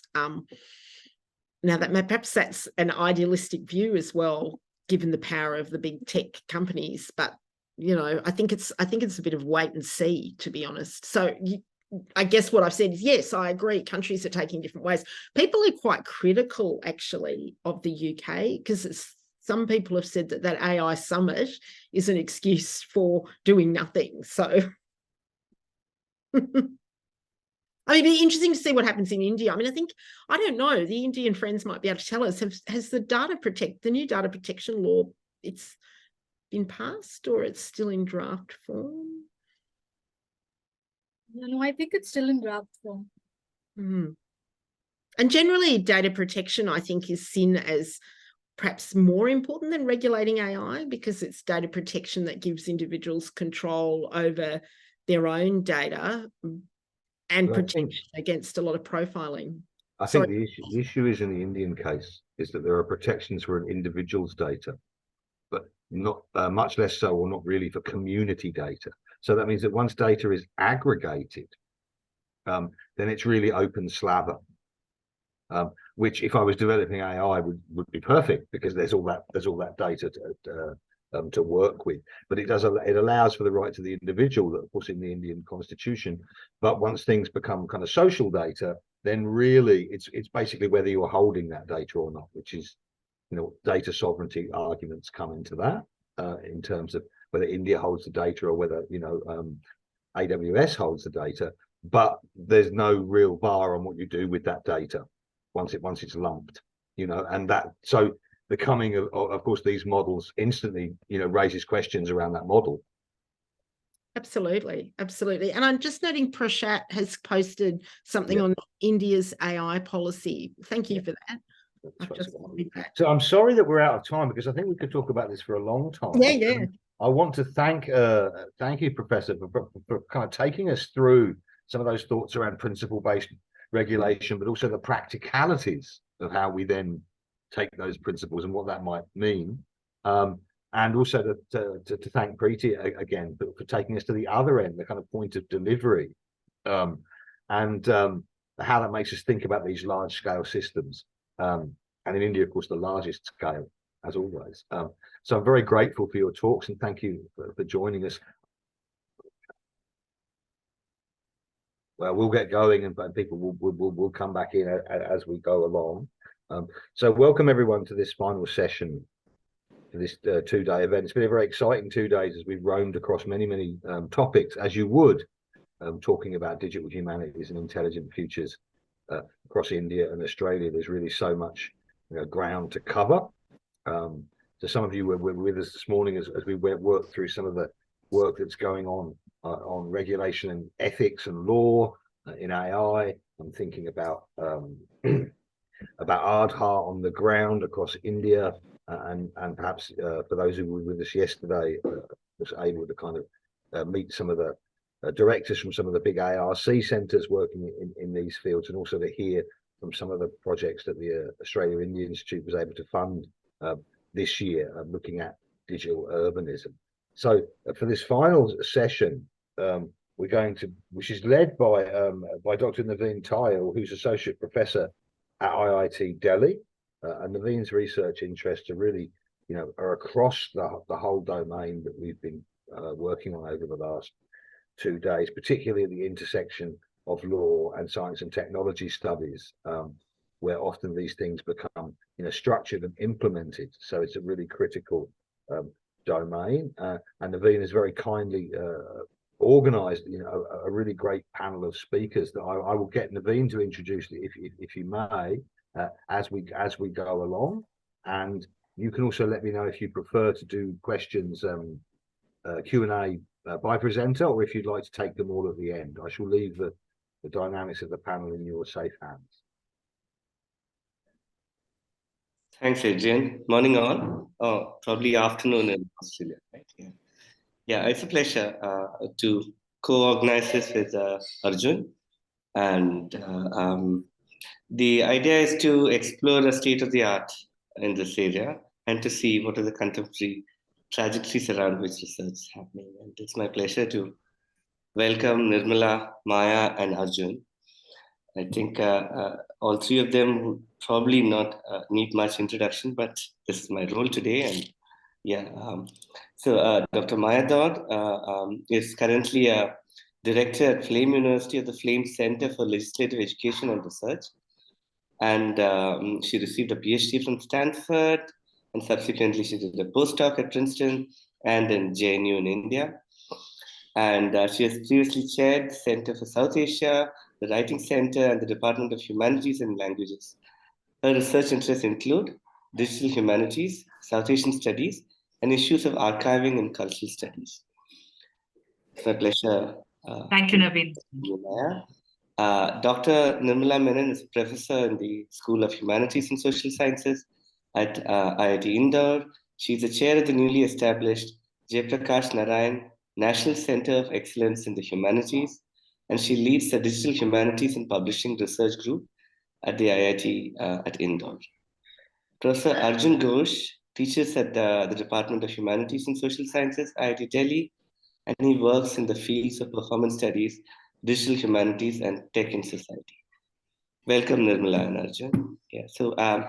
So what we were thinking about is to have an opening round of 5 to 7 minutes each for all the 3 speakers, and then we have a subsequent 5 minutes or so. And it would be great if we can have questions in the chat box. I'll collect them, and I'll just nudge the speakers to enter. Yeah, welcome all. Would Maya like to go first? Yeah, Naveen, I'll start off. I have a deck. I think it might be a bit much, but I'll try and, be very speedy with it. I hope to pose it really as a question and kind of frame the problem that I imagine is really central to our conversation today. So that being said, let me try and share screen, and yeah. I think you can see this, no? This works. Yes. Okay, wonderful. So, in fact, I think the way I framed my understanding of how we can think about, intelligent futures is really from the point of view of what I'm imagining as a digital commons. And I think the principle that really should be considered in thinking about this is the question of access. And for that, when we think about the larger picture in India, in terms of infrastructure, etc., we see that we are seeing the beginnings really of the kind of support that should have come from the university system, but hasn't so far. So we've really been seeing a lot of other actors in the kind of practices of digital humanities, particularly in the creation of content across Indian languages, and especially in the vertical around public history. So that being said, if you look at the open access story, and I know this is a very heavy slide, but it's sort of laying out the significant state efforts at creating this access, you see a range of efforts across the university system, and also in terms of trying to get archives, etc., to be digitized and to have sort of users be able to click and, get onto them or whatever. But the fact is, this is met with very limited success, and there's a very specific reason for that. And that reason really is that there is the user is not imagined at the center of that interface. So essentially, there is this movement from analog to digital, but not keeping in mind who the users are or why would they even want to sort of use these facilities. Now, in the case of things which have a state mandate, like getting a form of identity or trying to upload your degree certificate, obviously the use case is very present. But in other terms, sort of the way communities imagine their own reasons for being in those spaces is something that I think they have sort of solved as their own problems. So we've seen the rise of something called community archiving, whereby there's a need to tell one's own story. There's a need to kind of present in a public way, one's own sense of history and identity. And that, in a sense, stands at odds with what higher education in India has been doing, which is sort of still just about now admitting other languages into the ecosystem. So particularly in the research ecosystem sense, there isn't a sense of a multiplicity of actors. For the fact that we're a nation of 1.4 billion plus, and rising, obviously we need a variety of actors, a variety of interfaces, and we also need to admit our multilingual, reality. So in that regard, the creation of indigenous sort of publishing, etc., has also not really happened in the university space, but it exists outside the university space. So I think this is why the sort of Western model of the laboratory has not been the way that digital humanities in India has panned out. It has really come as an upsurge of popular need and people filling their own need. I'm giving an example because obviously this is a very, very, uneven landscape and a very wide one at that, where you have government interventions, you also have crowdsourcing, and you have the kind of standard digitization of things like, Asiatic Society collections, etc. Now, I think the Australian example of what Project Trove did and what Mukurtu did as a content management system has been especially promising with the way we can imagine our own sort of entry into a digital commons via digital archiving. And I say that because the way that the publics have been engaged, particularly by Trove, where all kinds of people from all kinds of places were actively sort of editing and clicking on that site, is something that we haven't even seen with platforms like Europeana and such. So clearly, this is a great model for how to go forward. But interestingly, I think with Mukurtu also, the way in which you might have differential access and you might vary, it depending on who's asking, is something that we need to consider. So the social implications of this is something that I understand. There's sensitive populations with sensitive content sometimes, but the variety of users can be imagined through something like a Mukurtu sort of model. And in the case of, for instance, Kamra, which is a queer archive that is, housed in the National Law School in Bangalore, there is a sort of sense of using that approach. So in terms of the future of what this digital commons would look like, we would need to sort of consider different users across a very, very varied ecosystem. And the ones that have happened thus far, and I specifically point to Project Madurai, the Punjab Digital Library, and a few others. I'm sorry if they're not here, which have really benefited from crowdsourcing. They were built as volunteer efforts. They began as volunteer efforts, and they began in the languages for which the technology didn't then exist. We're talking early 2000s, really. And this was really built on the backs of, in that sense, a larger public, not a university public, but a larger public. So for those reasons, it seems as if the future of sort of digital humanities, specifically as something which would want to be more inclusive, should understand the audience that needs to be put at the center of this technology in terms of how you access, who is accessing. Hence, engagement is very critical to design. The challenge of the languages, right, which is the multilingual challenge. And really, in a sense, to understand infrastructure is having small, medium, and large, where it's not a one-size-fits-all, and hence, to create that infrastructure means you have the university system, you have communities, and you have the public at large kind of co-creating together. So this is my sort of point about how access has to be imagined across audiences, and I hope I've been fairly speedy. So thank you. That's great, Maya. Right on time. Can I invite Nirmala? Okay, so want me to go second? Yeah. Thank you, Naveen. Thank you for this invitation. And, it's always illuminating to listen to Maya, and somehow, the transitions happen very easily with her. So I think, the concerns, by the way, I did have a presentation, but I had to I got stuck in a meeting, so I don't have the presentation with me. So I'm going to do it orally now.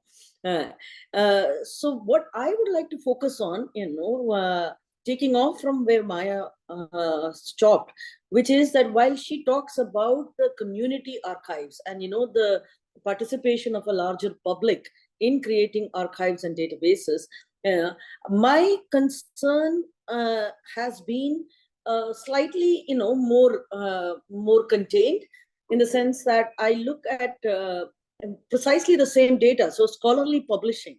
And, with this opening up of languages, and hoping and assuming that in the coming years, we will have not just, creative writing, which flourishes, but also scholarly publishing in languages other than English. Right. So if we imagine a scenario where we want our students and our researchers and our faculty to think about, languages other than English, then where is the publishing infrastructure to support that, right?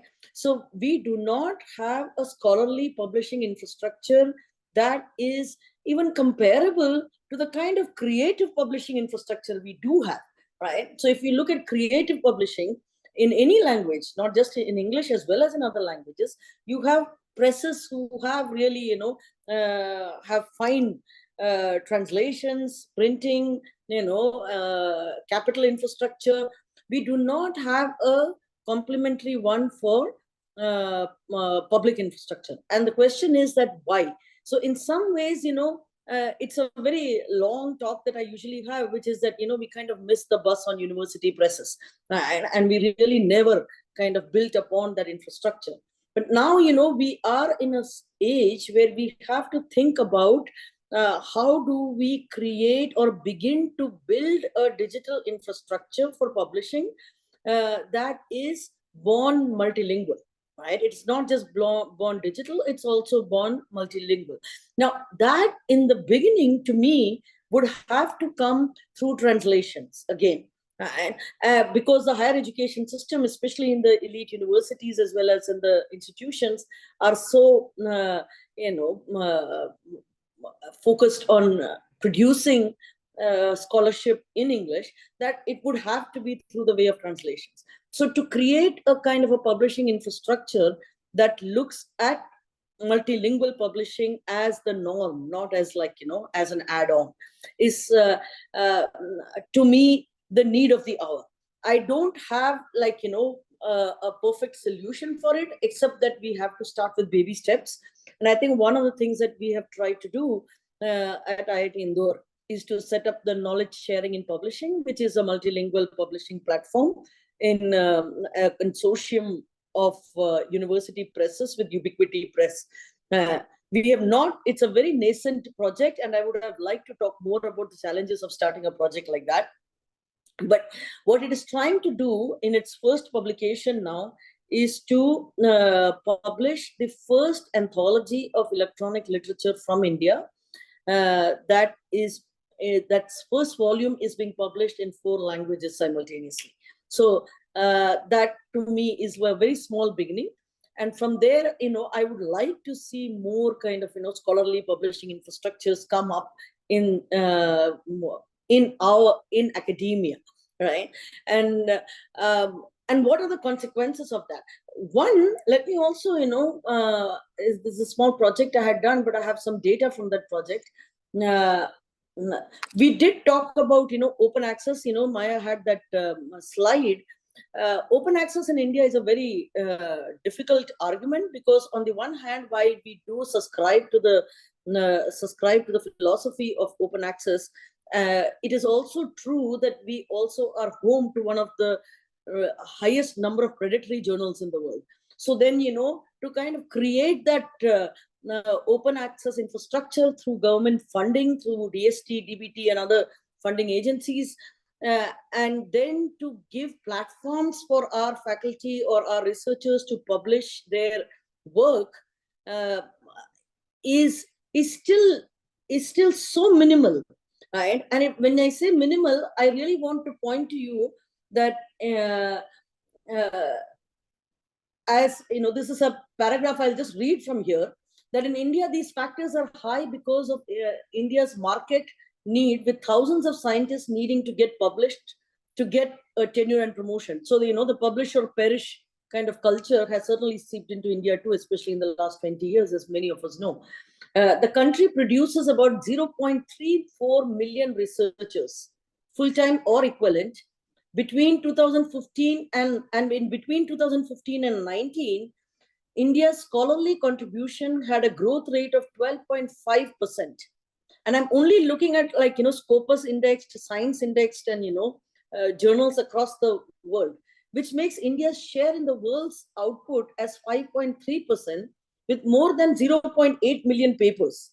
So according to Scopus data, and I mined this data in 2021, I think, that India is in the 5th position in terms of total number of scholarly publications, and 6th in the terms of OA, open access publications.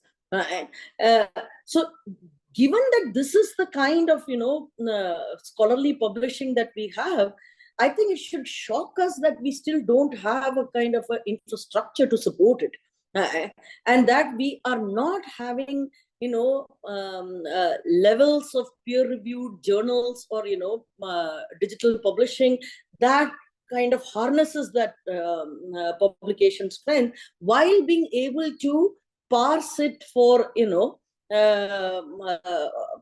for predatory works or publications. So the fact remains that as of March 2022, the Directorate of Open Access Repositories has listed 105 repositories functioning in India, and institutionally funded agencies such as Shodhganga and InflibNet, which Maya also pointed out, National Virtual Library of India, NDIL, National Digital Library of India, have all kind of made it to that list. And yet, many of those remain really very, very primitive in terms of their data as well as their metadata. So, if you look at the discoverability and dissemination of some of those databases, you see a lot of lack. So there is not a comprehensive, and I know I'm running out of time. So, there's not a comprehensive push towards consciously creating an digital publishing infrastructure that spans both scholarly publishing and community archives as a parallel kind of process, rather than rather than kind of trying to do it all in separate silos where they're not really talking to each other. So interoperability at the scale of creating those infrastructures and creating those publishing infrastructures, to me, is, I think, the need of the hour. So I'll stop here, and then we'll take it later in our discussions. Great. Thanks, Nirmala. We can always come back in the next round. Arjun, please. Yeah, so, I think because of our specific location, my thoughts sort of likely to resonate with what Maya and Nirmala have put on the table. I think we are around three corners of a triangle, but the same triangle, really. The concern that I want to bring to the table is how to sort of bridge that distance between the need for open access, as Maya has spoken about, and the multilingual sort of publishing that platforms and that Nirmala has highlighted, is the infrastructural challenge.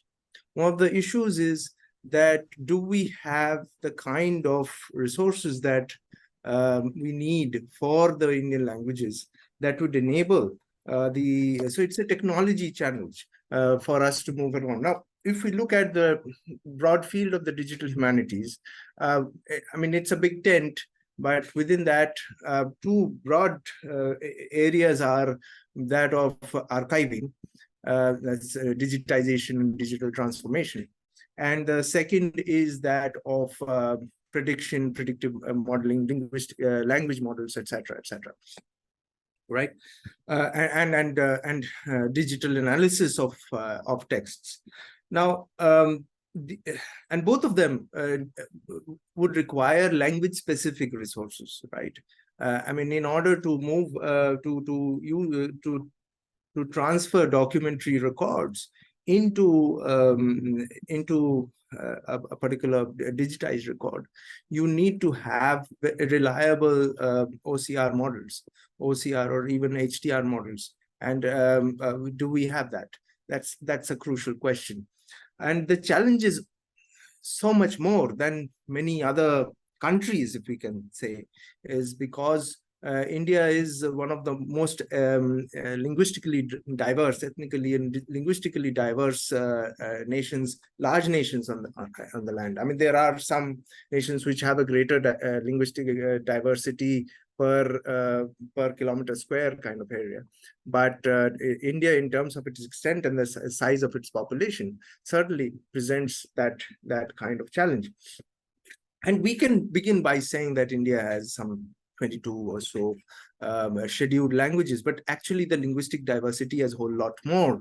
And because it artificially appears as around two dozen languages, because we take our history from a kind of a documentary history, and we do understand that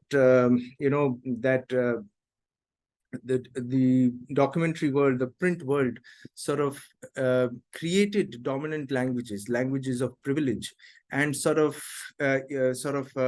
consolidated large linguistic fields into single language territories. And we had the linguistic reorganization of states, which remains the bedrock of our democracy even today. But what has changed with the digital, the possibility of the digital, is that we can possibly today move away from the physical infrastructure that mediates language. That is the keyboard primarily, or basically the QWERTY keyboard, right? Or the typefaces and everything, whatever print entails.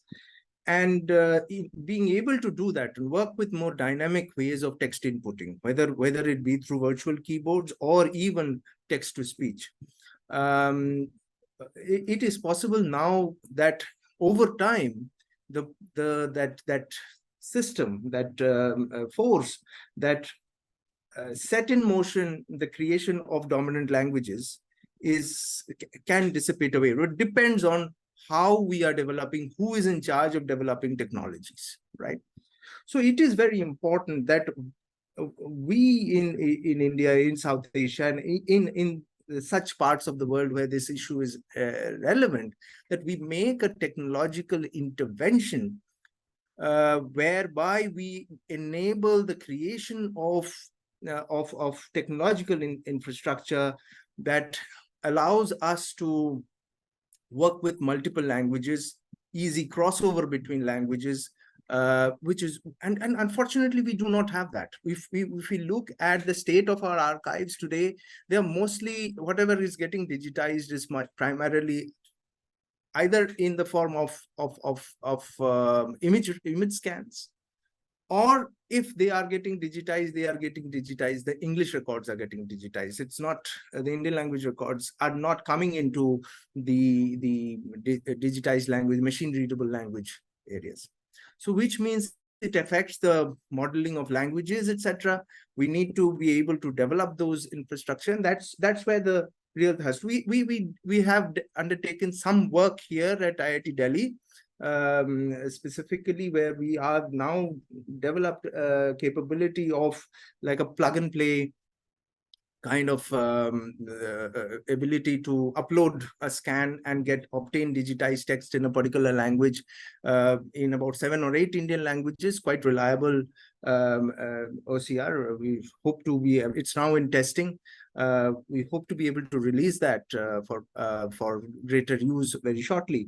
But more about that maybe when I speak again. Great. Thanks, Arjun. All three of you have really stuck to your time, which is great and unusual for us. Yeah. But before I invite for the next round, in some ways also responding to each other, if there are any pressing comments or questions, I invite them. Otherwise, I can request Maya to. Yeah.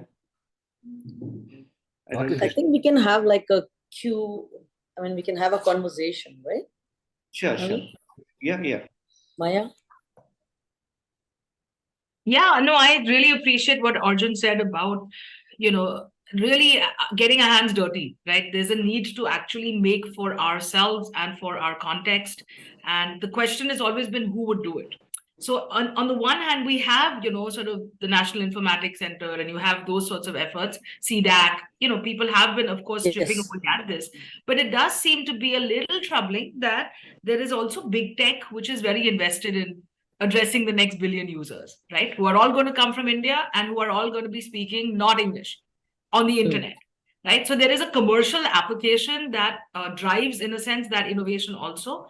And I think when I was hoping to draw this contour of this digital commons, right, it was outside of the for-profit model in a sense. But I do understand that we are always dealing with state effort, commercial-driven purposes, right, alongside pro bono efforts from people who are doing for themselves.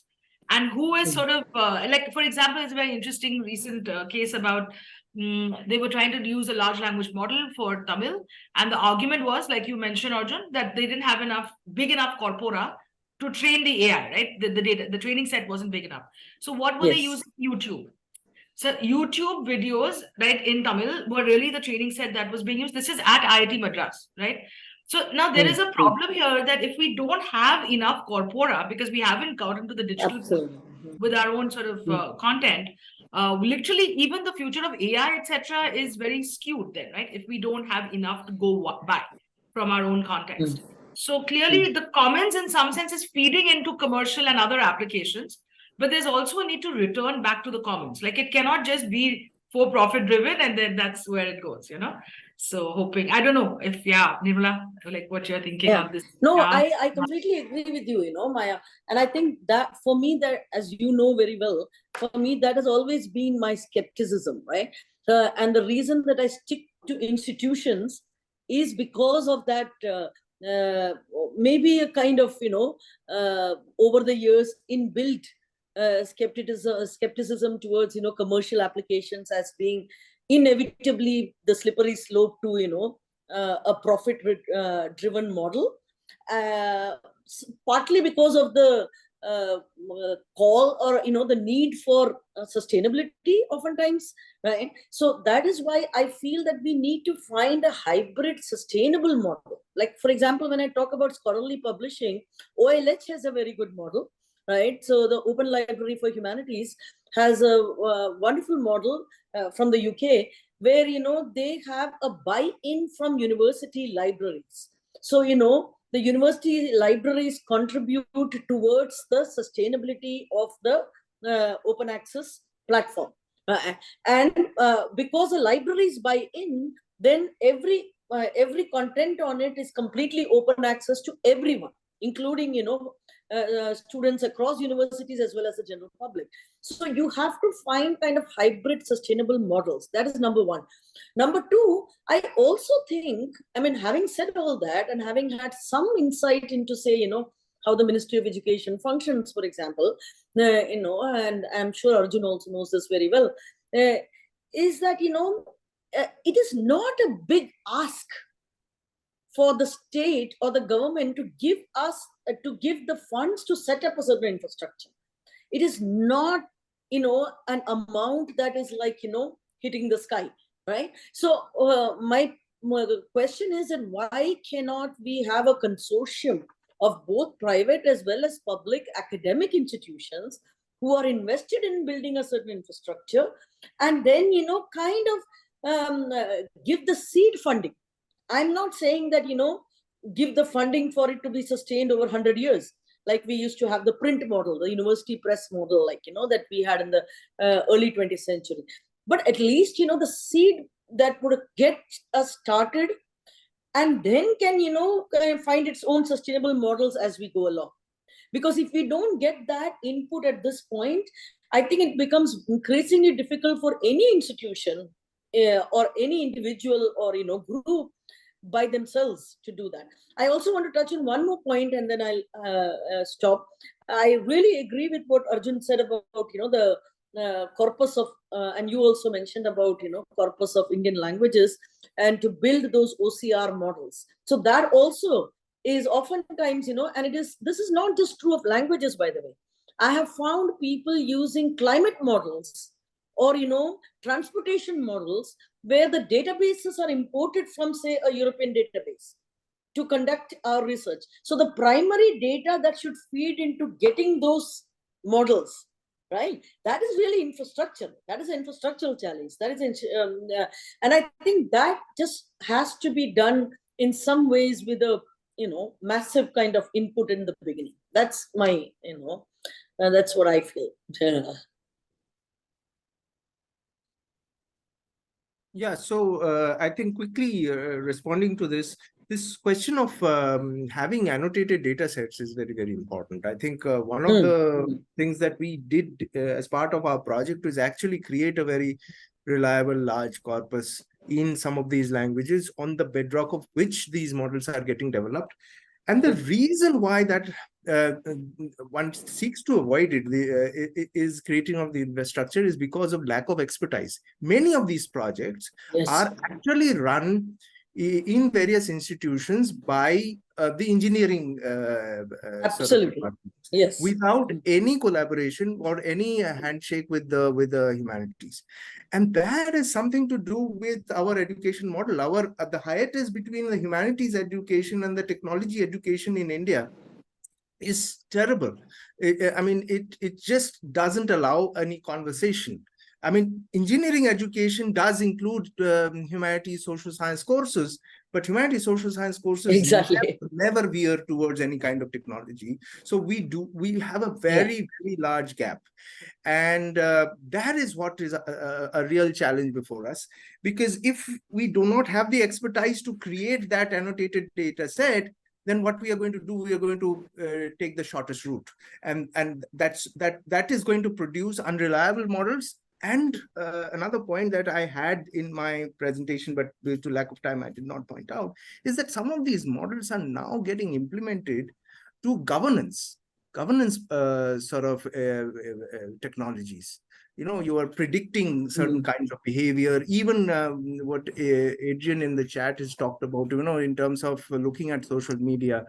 And so India is a country which has the largest number of internet shutdowns in the world.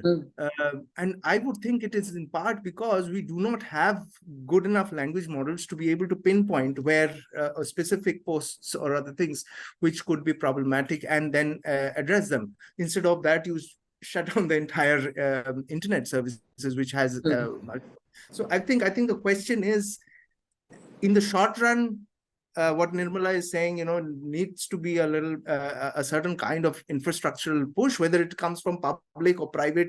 It needs to think beyond immediate profit, number one. And in the long run, we have to think of a different educational model, which brings together the humanities, social sciences a lot more. My hope is that now that you know, we are going to have school students who are pass outs would have some basic knowledge in coding, it will perhaps become a little easier. But it's one thing to learn coding and then forget about it once you enter your graduation. That's something we have to make sure that the syllabus for the 4-year graduation programs continues to include coding inputs, and the student shouldn't forget it after the 10th or the 12th. I think the danger there also, Arjun, is that, you know, because of our model of education, that if the humanities students or the humanities voices are not there at the conceptualizations of these new technologies, whether it is AI or related technologies, then, you know, you have already missed the bus a little bit, right? Then you're correcting. And the gap sort of widens, and it becomes more unsurmountable later on. And that's the question. Yeah.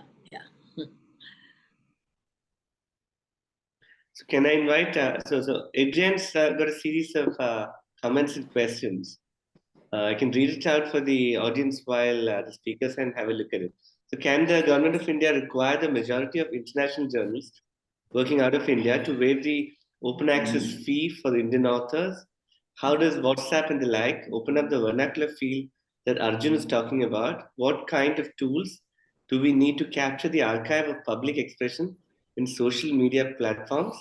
And then a little mischievously, will Reliance give access to data centers? And there is a risk in stymifying the humanities without humanizing the TCT. Yeah, so can I invite responses to this? While, I could start collecting questions from the others. Yeah. Well, I'll take the first question, and the others can take the others. Right. So you know, in terms of the first question, I think that let me just look at that question once again. Yeah, can the GUI require the now? First of all, you know, the thing is that the GUI does not have a role here, right? Directly, at least. So what happens is that there was a move, and I think there is, in some ways, at least within the IITs, the librarians of the different IITs come together and negotiate with journals for subscription rates. So I think, you know, for Scopus Index and Web of Science and, you know, some of these databases, there is a kind of a collective negotiation that is done that brings the prices down for our access. right? In terms of publications, it is oftentimes, the funding agencies that drive that, right? So, for example, I think the director of biotechnology, DBT requires that if you have funding from them, that the publication should be open access, but then the open access APC charges are built into the grant. So that is how it works. So what that means is that, for a majority of our researchers across the country, except in some of these elite institutions, those charges are very, what is the word I'm looking for? It's not affordable. And that is not true for just, I think, Indian institutions. I have known my colleagues in the United States in small state universities who cannot afford to publish in some of the open access journals with their high APC charges, right? So I don't know if the GOI can do anything about it, but I do think that is a much larger question that we should have as academics globally in terms of the publishing stranglehold in some ways of the trade publishing. Yeah. So, the risk of STEMifying the humanities without humanities. I think so actually, I'll give you the context quickly. We've had a lot. I remember the last dean of our faculty, Humanities and Social Sciences, whose message was STEMify or die, and that meant adding a lot of data skills courses into humanities degrees, usually expecting people to master things in 10 weeks that you used to spend a whole degree on, and adding that onto their additional skills without a move in the other direction. And I think it's a challenge how we put that into the curriculum without diluting the kind of humanities skills, which seem to be the things that are really needed in the partnerships we want to make. So I'm sorry if it's not really a question, it's just, but I'll be interested to know your thoughts, how that works out in India. My experience is that, the entry points for different streams are different.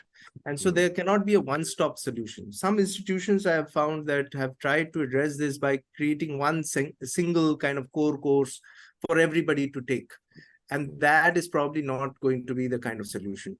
We need to figure out, it's, in my sense, the entry point is similar to language learning, for example. You can't have a single language learning course for everybody. You try to figure out O level, A level, various levels, and then programming or coding is not a one-stop solution. There is some basic coding, but after that, it should be application-based. These are the kind of things that I do. Important thing is that it should be a conversation enabler. So if it comes down to a single core course that everybody has to do, that is going to be a burden on the humanities. As far as humanities inputs in the technology education is concerned, within the IITs, there is a sizable sort of requirement. At least 10% of the coursework is humanities coursework, and that has had a significant amount of dividend in the long run in terms of the alumnus and the fields that they go in, the kind of interventions that they do. It's not we are not an island in the world, so we cannot sort of solve all the problems. But we do see a large sort of repercussion of the humanities input that is there in the. But unfortunately, many of the private institutions skip that. Where the only bit of humanities that they have is just language learning. That's all. So that's a question mark. But the major engineering colleges in India do have a humanities component, but not the other way around. The major humanities departments or institutions in this country don't have any technology input, and that becomes crucial a limitation in enabling a conversation in these times where it becomes challenging. There is a follow-up from Priya. Arjun, do you want to engage with that? Yeah, I understand. Yeah, it is actually beyond the Indian context. Yes. Definitely we need to have more conversations. It's not part of, it's on not with three of us have not brought it on the table today, but pedagogy I think is is an Yeah. important conversation. We have been, as part of our conversations on digital humanities in this country, we've been talking about pedagogy. So we'd be happy to hear from Priya a little bit more about what she has in mind. Thanks, Arjun. It's really quite interesting, all your different perspectives, because speaking on from the perspective of Australia India Institute, I guess what we're trying to do is to see where are, in the space of higher education, in what is the facilitating role that, we can put forward, AII can propose, that might be a way that might open the possibility of some kind of collaboration, because that's really one of the things that the Australian Department of Education is interested, and the universities are interested, is increasing the amount of research collaboration between the researchers in higher education. And we have been actually quite active in lobbying the department to expand the scope of engagement and funding for research to include the humanities and social sciences, and one way of doing it has been through this kind of digital, like bringing the digital in. Otherwise it's always STEM, it's nothing else. So we've been lobbying a lot on how they need to expand. So we, this workshop, we're hoping that,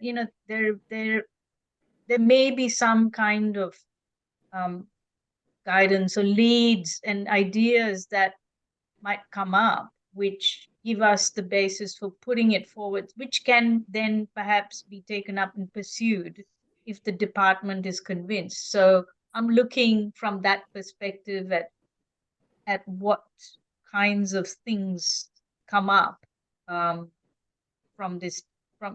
your concerns. I mean, I can see the issue of open issue of open access publishing. Those are some genuine questions, and I know because I'm an editor of a journal that's being published out of India, and we have always maintained it as open access.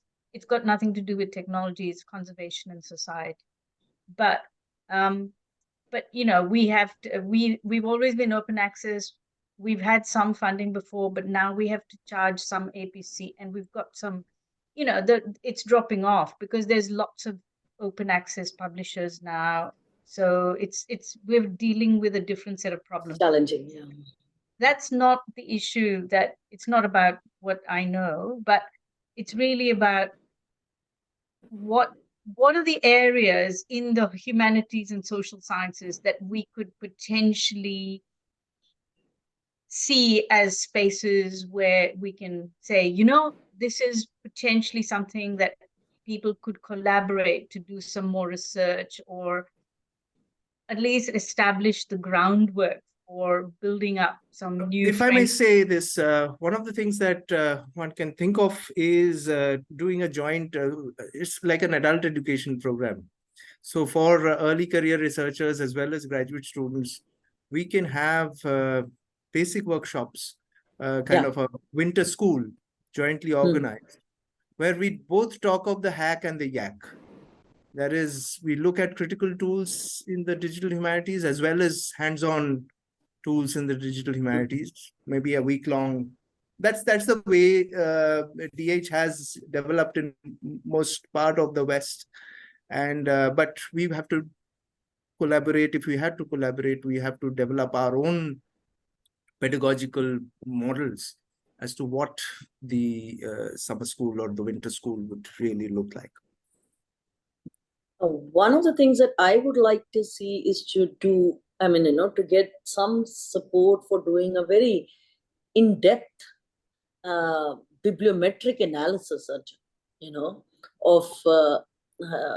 of real numbers in terms of journals, publications, print, open access, that come out of India, like, what is kind of the travel, in terms of how where we publish, where other people publish, what are the inputs, like, I really would, I know it's too ambitious, so I've never really kind of, I've tried to do a small part of it, but that is also something that I would like to have a study on. The Scholarly Kitchen, I think, has come out with an article on the kind of publishing trends in Wiley and 2 other publishers, I think, in terms of databases. I didn't get the time to go through the article completely because it was published yesterday, I think.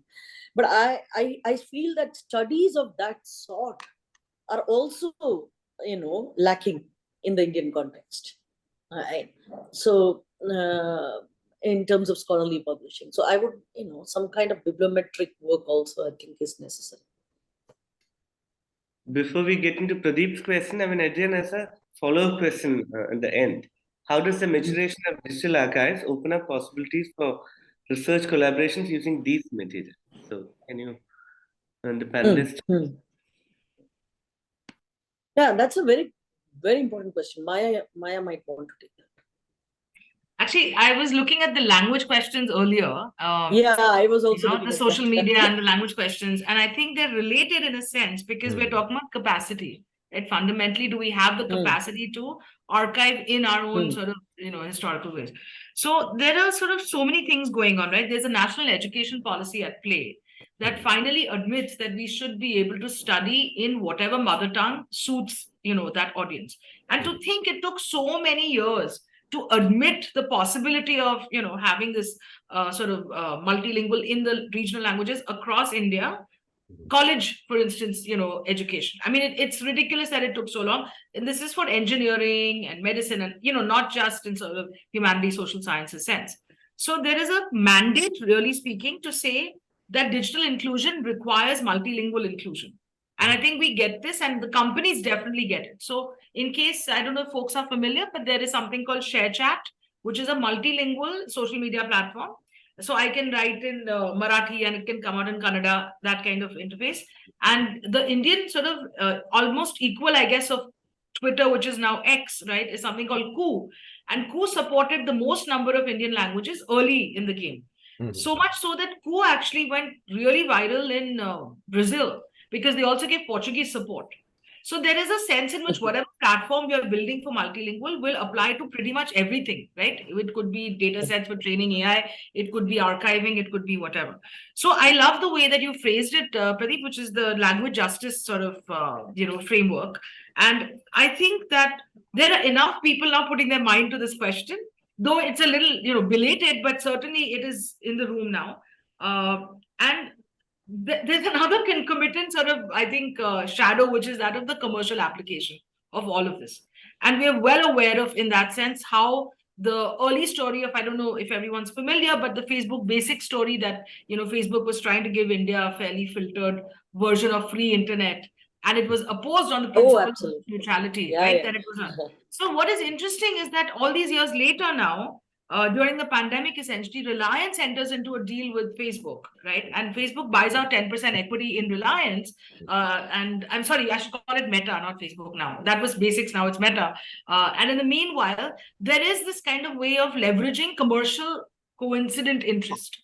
And I just hope, honestly, that with all those brains in the room, that whatever solutions are arrived at, particularly for multilingual support, will also be applicable to other kinds of archiving and, the last question about the use, the access to digital archiving specifically that comes from these platforms. Because I think I didn't say it well enough, but my problem statement at the very beginning was that there is no single platform of discovery for this content. So there may be a lot of digitizing efforts across different parts in different languages, but how do you actually get to them has been the challenge. And like Arjun rightly said, we've had a very sort of slow journey and very uneven across Indian languages with that kind of support for OCR, etc.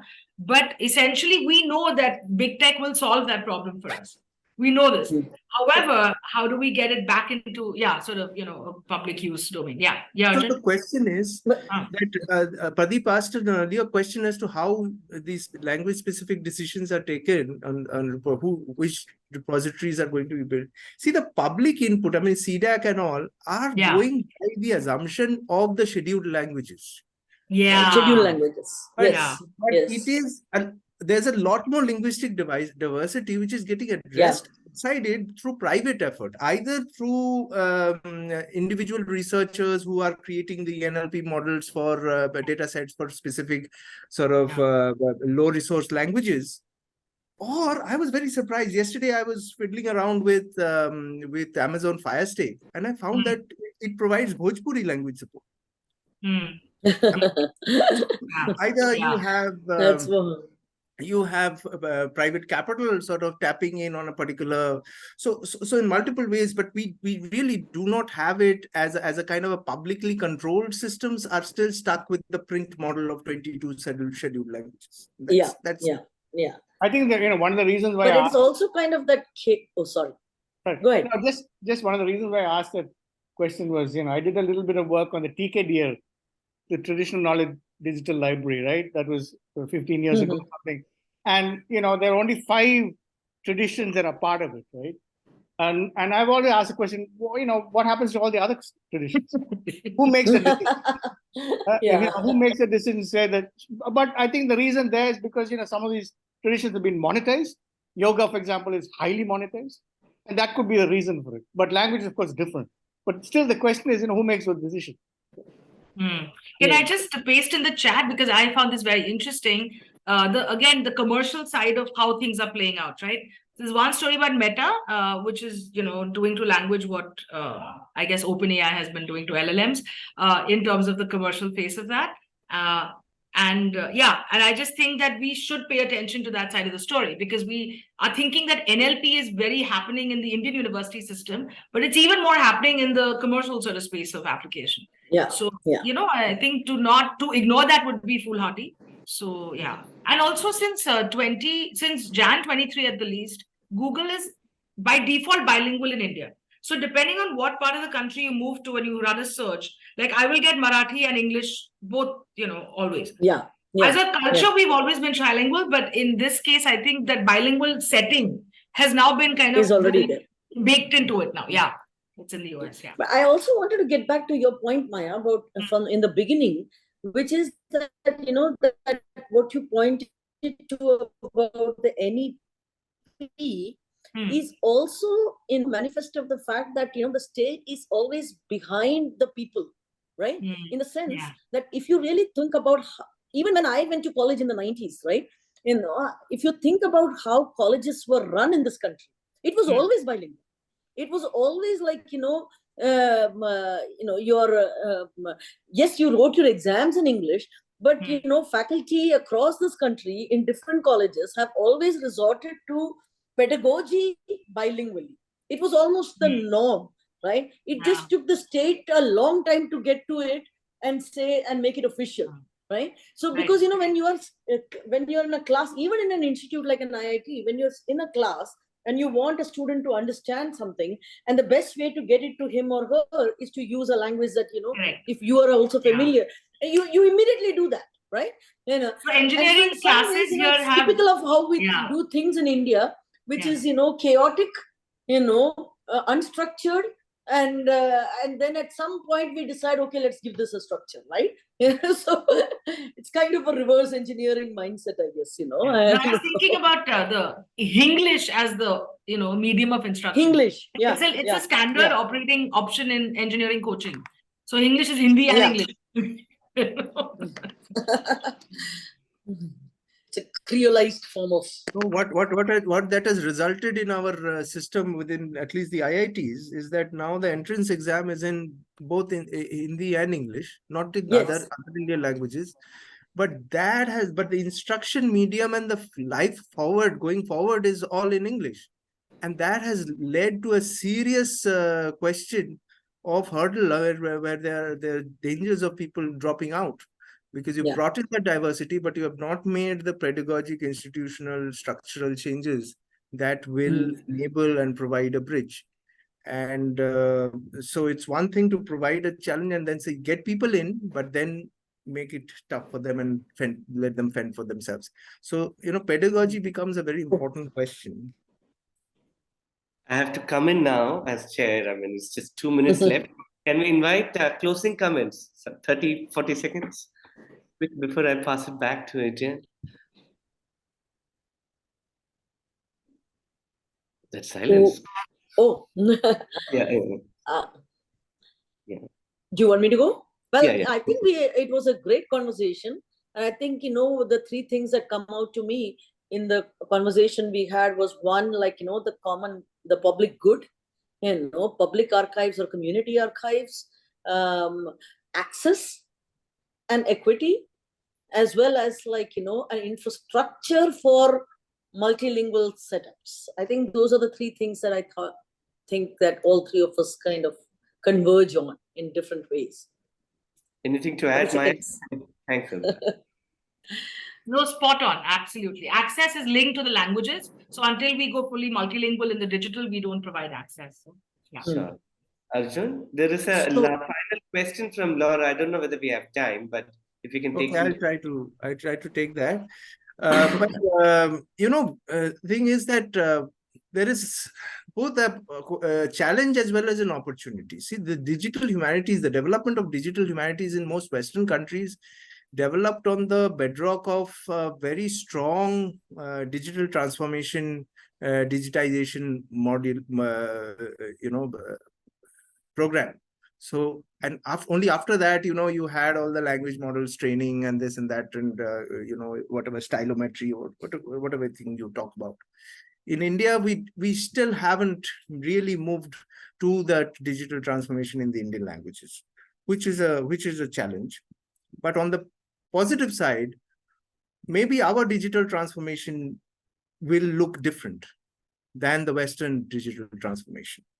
And so we have the opportunity to sort of plan that if we actually have these kind of conversations and we develop tools from them, right? Thanks, Arjun, Nirmala, and Maya. I think we had a fantastic panel. Thanks to three of you, and also some fantastic questions. And I also thank Adrian and the organizers for getting this panel together. Yeah. Over to you, Adrian. Thank you. Well, thanks to all of you for joining. It's such a rich conversation, and it makes me think just how far things have moved, especially in the last decade. A decade ago, I could talk about India's internet as still being predominantly English, and disproportionately people who lived overseas, not really kind of connected into everyday life. And as you kind of wander through the warrens of WhatsApp today, through all the dialects of India and all the things that are going on into every kind of corner, I mean, it's such a massive change. And it's also made me think of some of the archival researchers that I've been working with in history, where the history of the 30s looks very different if you read it in Telugu or Marathi from if you read the English accounts, and have that kind of work in uncovering from the archive. But now those archives are digitized, the kind of capacity for actually making those archives available, in multiple Indian languages, so they can be read across the country, seems like it would offer a kind of tremendous kind of capacity, right? That there wasn't there. Well, was embedded in humans before, and in their kind of trilingual capacity, right? But really opens up access to the archives in lots of ways. And then we have these things in which we were saying about the kind of Bhojpuri phenomenon and YouTube, the ways in which kind of new archives are being created, but they are in sort of private hands. And how do we kind of capture that in a way, for the future, and the potentials of that for what we might do in the public sphere. So these are all like really, really, critical conversations. I think we still tend to think about archives in a fairly traditional and academic way in Australia. We also think about local history organizations, of course, who kind of built really interesting corpuses and uncovered, things that are important to specific places and times. And so, but we haven't yet really begun to think about how that connects to this kind of large living archive that is being generated every day, and how to preserve this so it doesn't all disappear. And we don't, I suppose, unlike India, have the capacity to necessarily have that large scale data engineering where we rely mostly on foreign platforms and therefore don't necessarily have access to the data in ways that will allow us to perhaps reach its kind of potential. And maybe that's an area where India will have that big advantage in this debate around data sovereignty. Data is the new oil. We're going to store it all somewhere.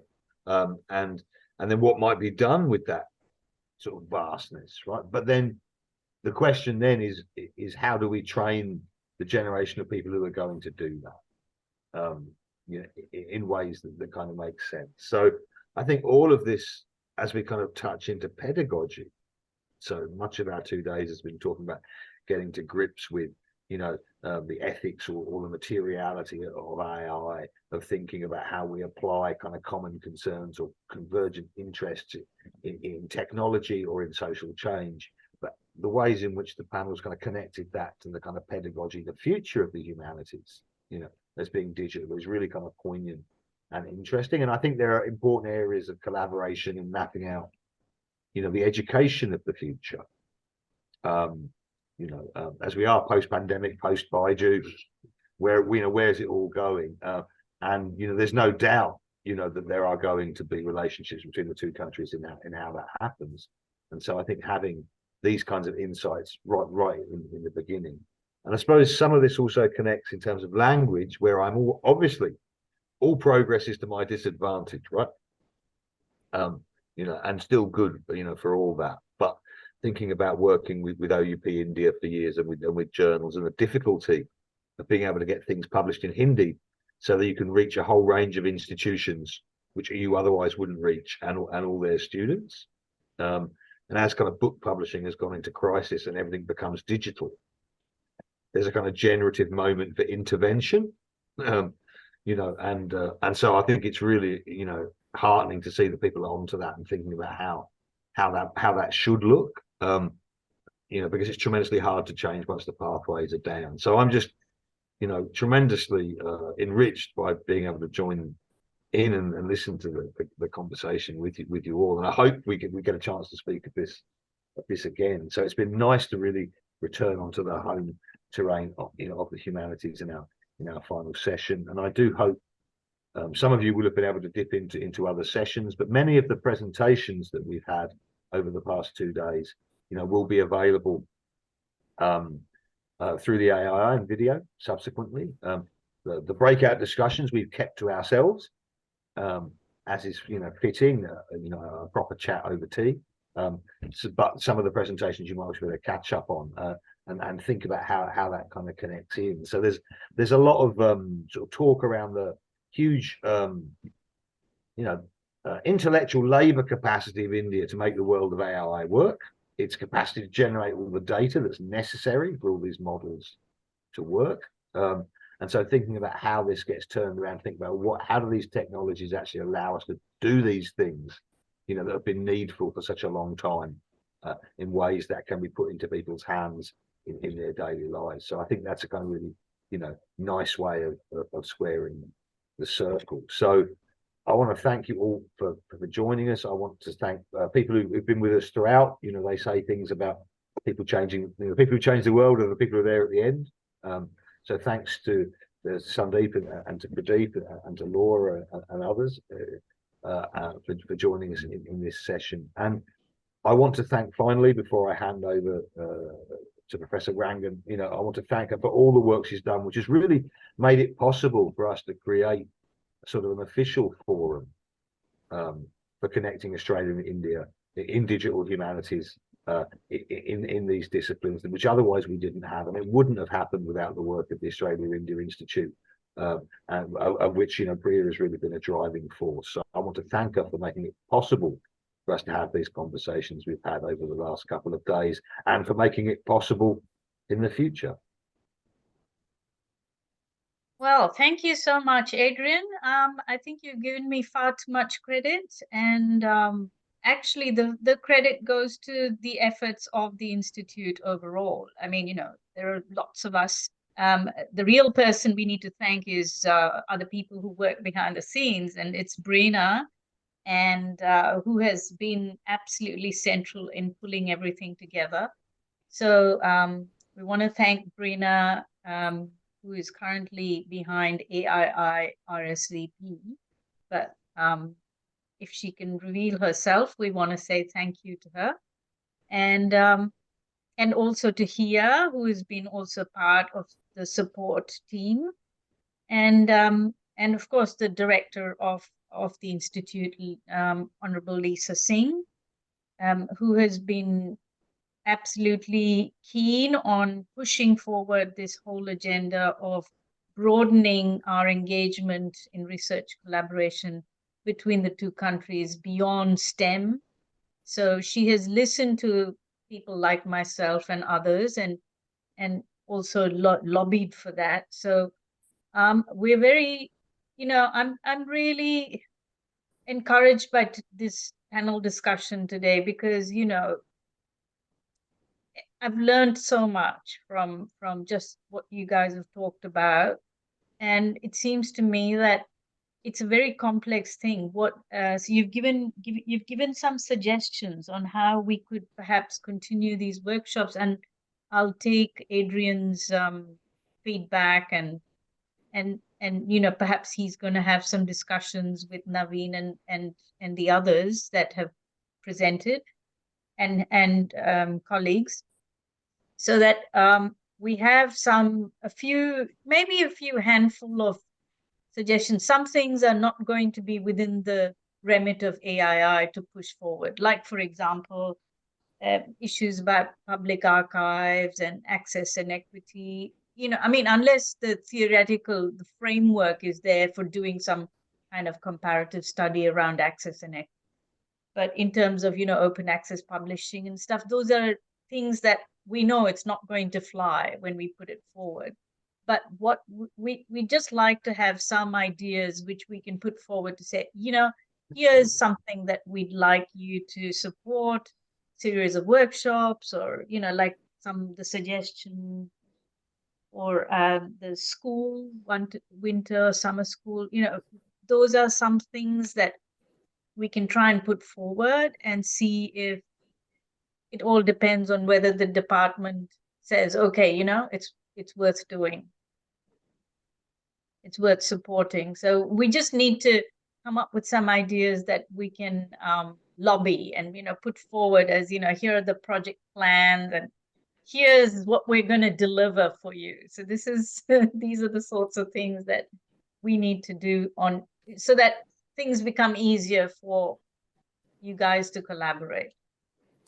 And so I finally want to thank everyone, and I know Pradeep wants to say something. So from my side, a sincere and grateful thanks to all of you. And thank you so much, Adrian, for all your hard work.